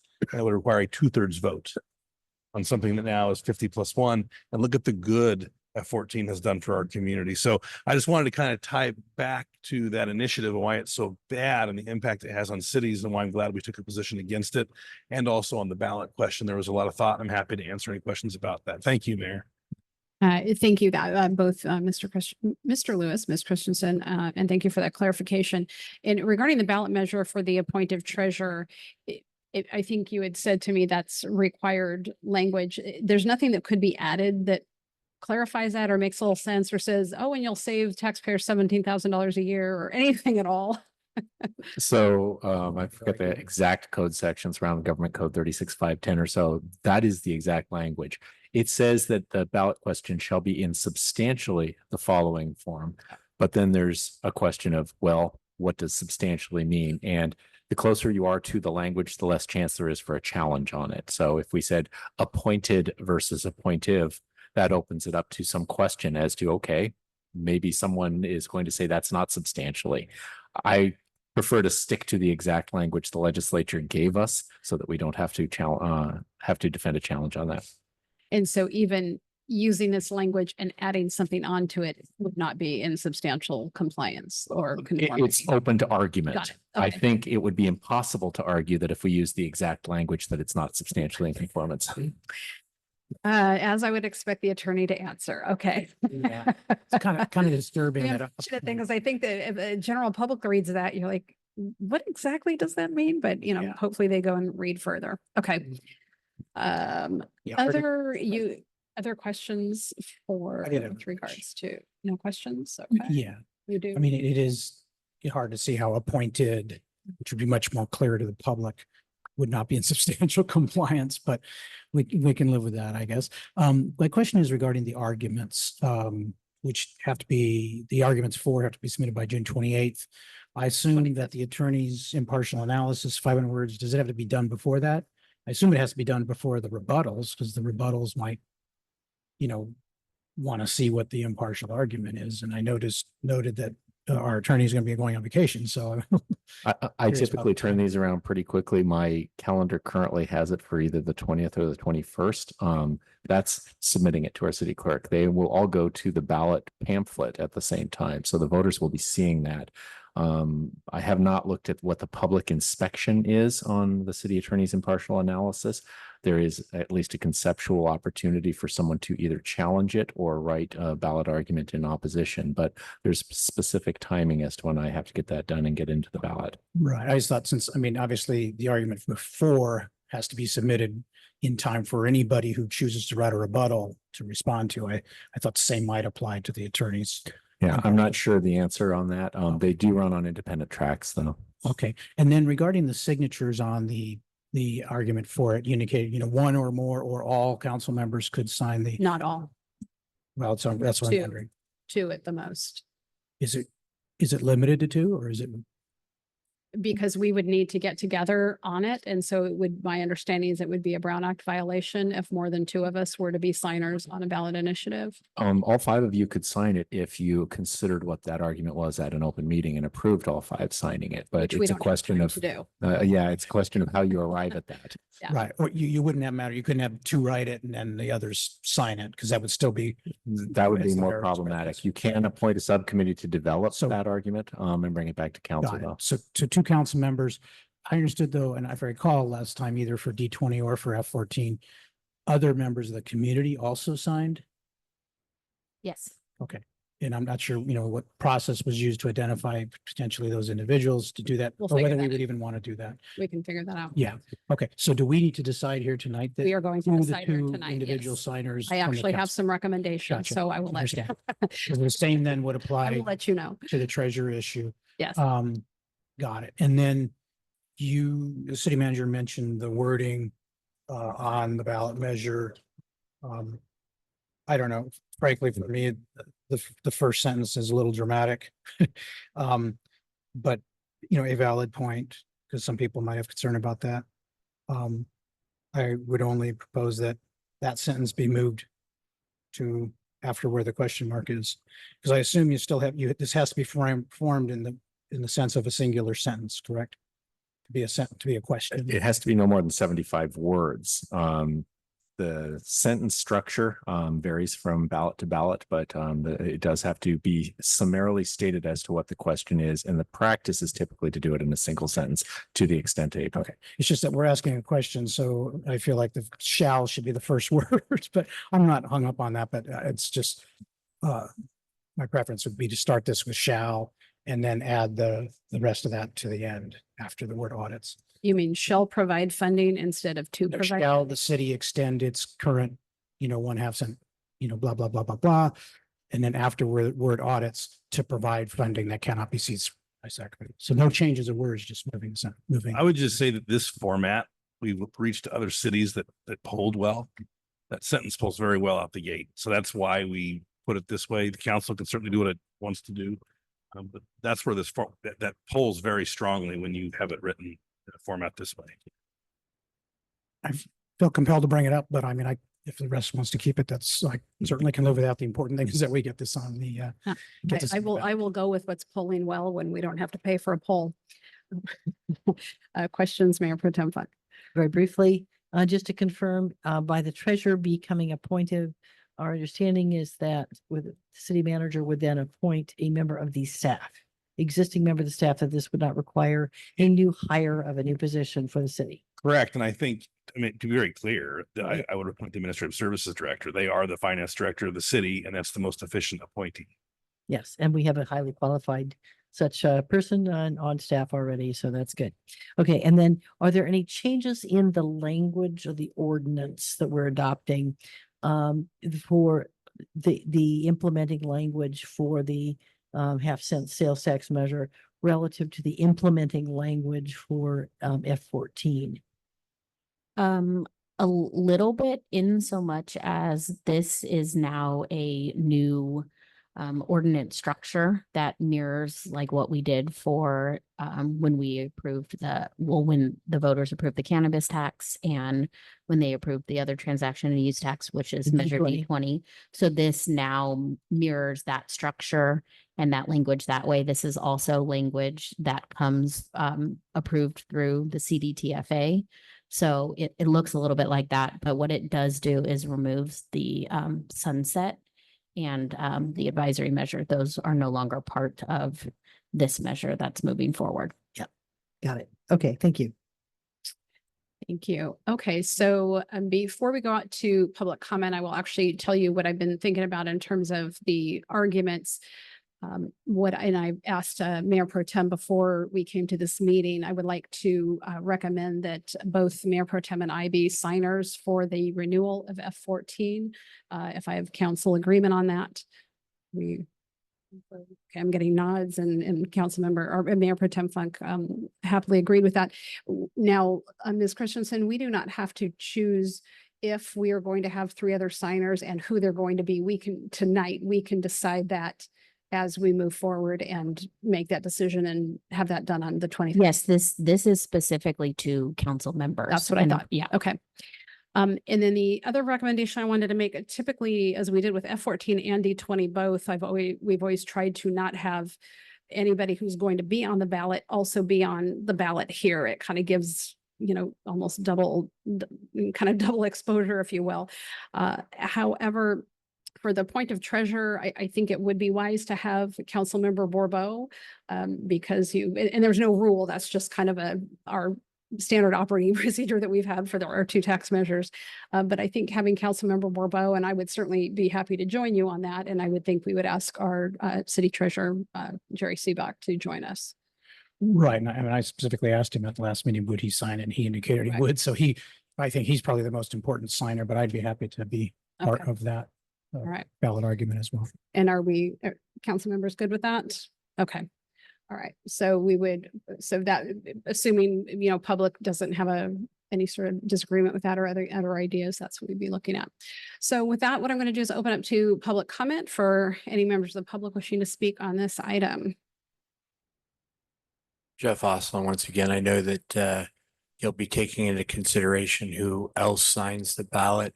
Mr. Josh Cross is very interested from the chamber, as he is the CEO, and they were very active in it last time. So maybe that could be a consideration. And I would put my neck on the line one more time to do this. Thank you. Thank you, Mr. Oslin. See no other members of the public wishing to speak. I will bring this back to council for a motion that would include the signers as recommended. Looks like we have Mr. Seebeck online. Oh. But I would be happy to make the motions, but I would hold off in case Mr. Seebeck wants to. Well, hello, I didn't realize you were there. My apologies. Well, I'm still here, yeah, but I've been listening. I can't remember exactly what was done the last time the treasure thing was on the ballot, but the arguments were good. So I would suggest that writing of the ballots should start with what the language was in that pro argument last time, because I think it's probably just as good now as it was then. And then, Madam Mayor, I seem to recall we had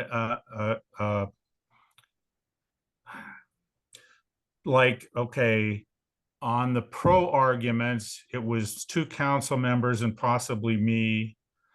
And then on the rebuttal, if necessary, let's suppose some group or some person filed a opposition argument, then the council could direct a rebuttal of the opposition argument. Yes. And that would be a good place to bring in a couple other council members. Yeah. So everybody would be more clearly close to unanimous of all the council members, and their names would be showing up somehow. So I just think, I don't know if that's required to do right now to identify who rebuttal drafters might be. So that's a good point to bring up, because you're right. That is what we've done for both F14 and D20. So Ms. Christensen, should we do that tonight? I think for you, so that you know who, in case we get to that point, so that the council already knows. Otherwise, we need to come back forward for you to have another meeting. So I'm going to simply say with the 4 of us here, the 2 not signing, the other 2 would take care of the rebuttal. So council members Darris and Funk would do the rebuttal on the appointed treasurer, and council members Borbo and Darris would be doing the rebuttal on F14. Would that be okay for you? Okay. All right. Well, you could say no, and then we don't have a council member doing it. Is there any way you got Jeff Newsom who's not here? We could certainly do that. Are you okay with that? Okay. All right. Well, I mean, you'll have support. We don't expect you to just out of thin air write a rebuttal, so don't worry about that. All right. So, anything else, Mr. Seebeck? No, I remain in support of the treasure measure, and I take no position on the tax measure right now, but I'll probably vote for it. So. All right. Thank you very much. So coming back to council, I think Councilmember Borbo, you were about to make a motion. Right. So I will move the council adopt draft ordinance A, B, and resolutions A, B, and draft resolutions A, B, C, and D, and authorize the additional funding for the increased election expense. With the signers as With indicated. the signers as indicated by the mayor in her comments. I'll second. We have a motion by Councilmember Borbo, a second by Councilmember Daris. Do we have sufficient direction? We do, thank you. All right, thank you. Roll call, please.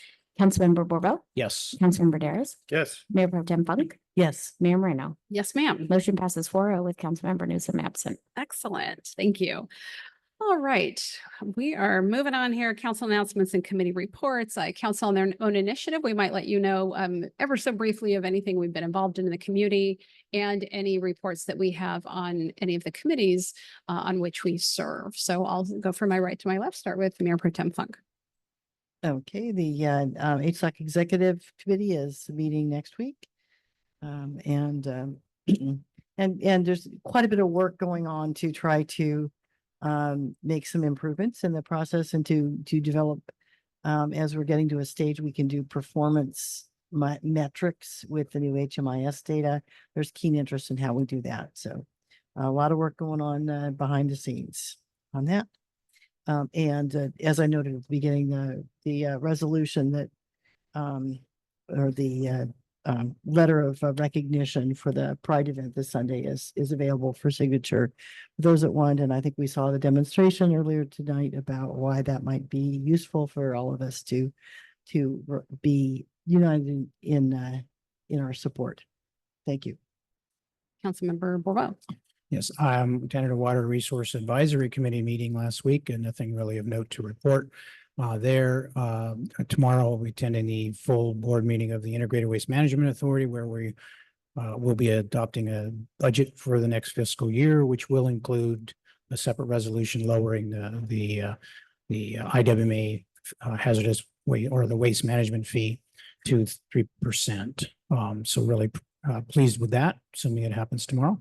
Also, I have attended what I think should be my last executive committee meeting for the IWMA and will be willingly ready to transfer that role to someone else after many IWMA meetings.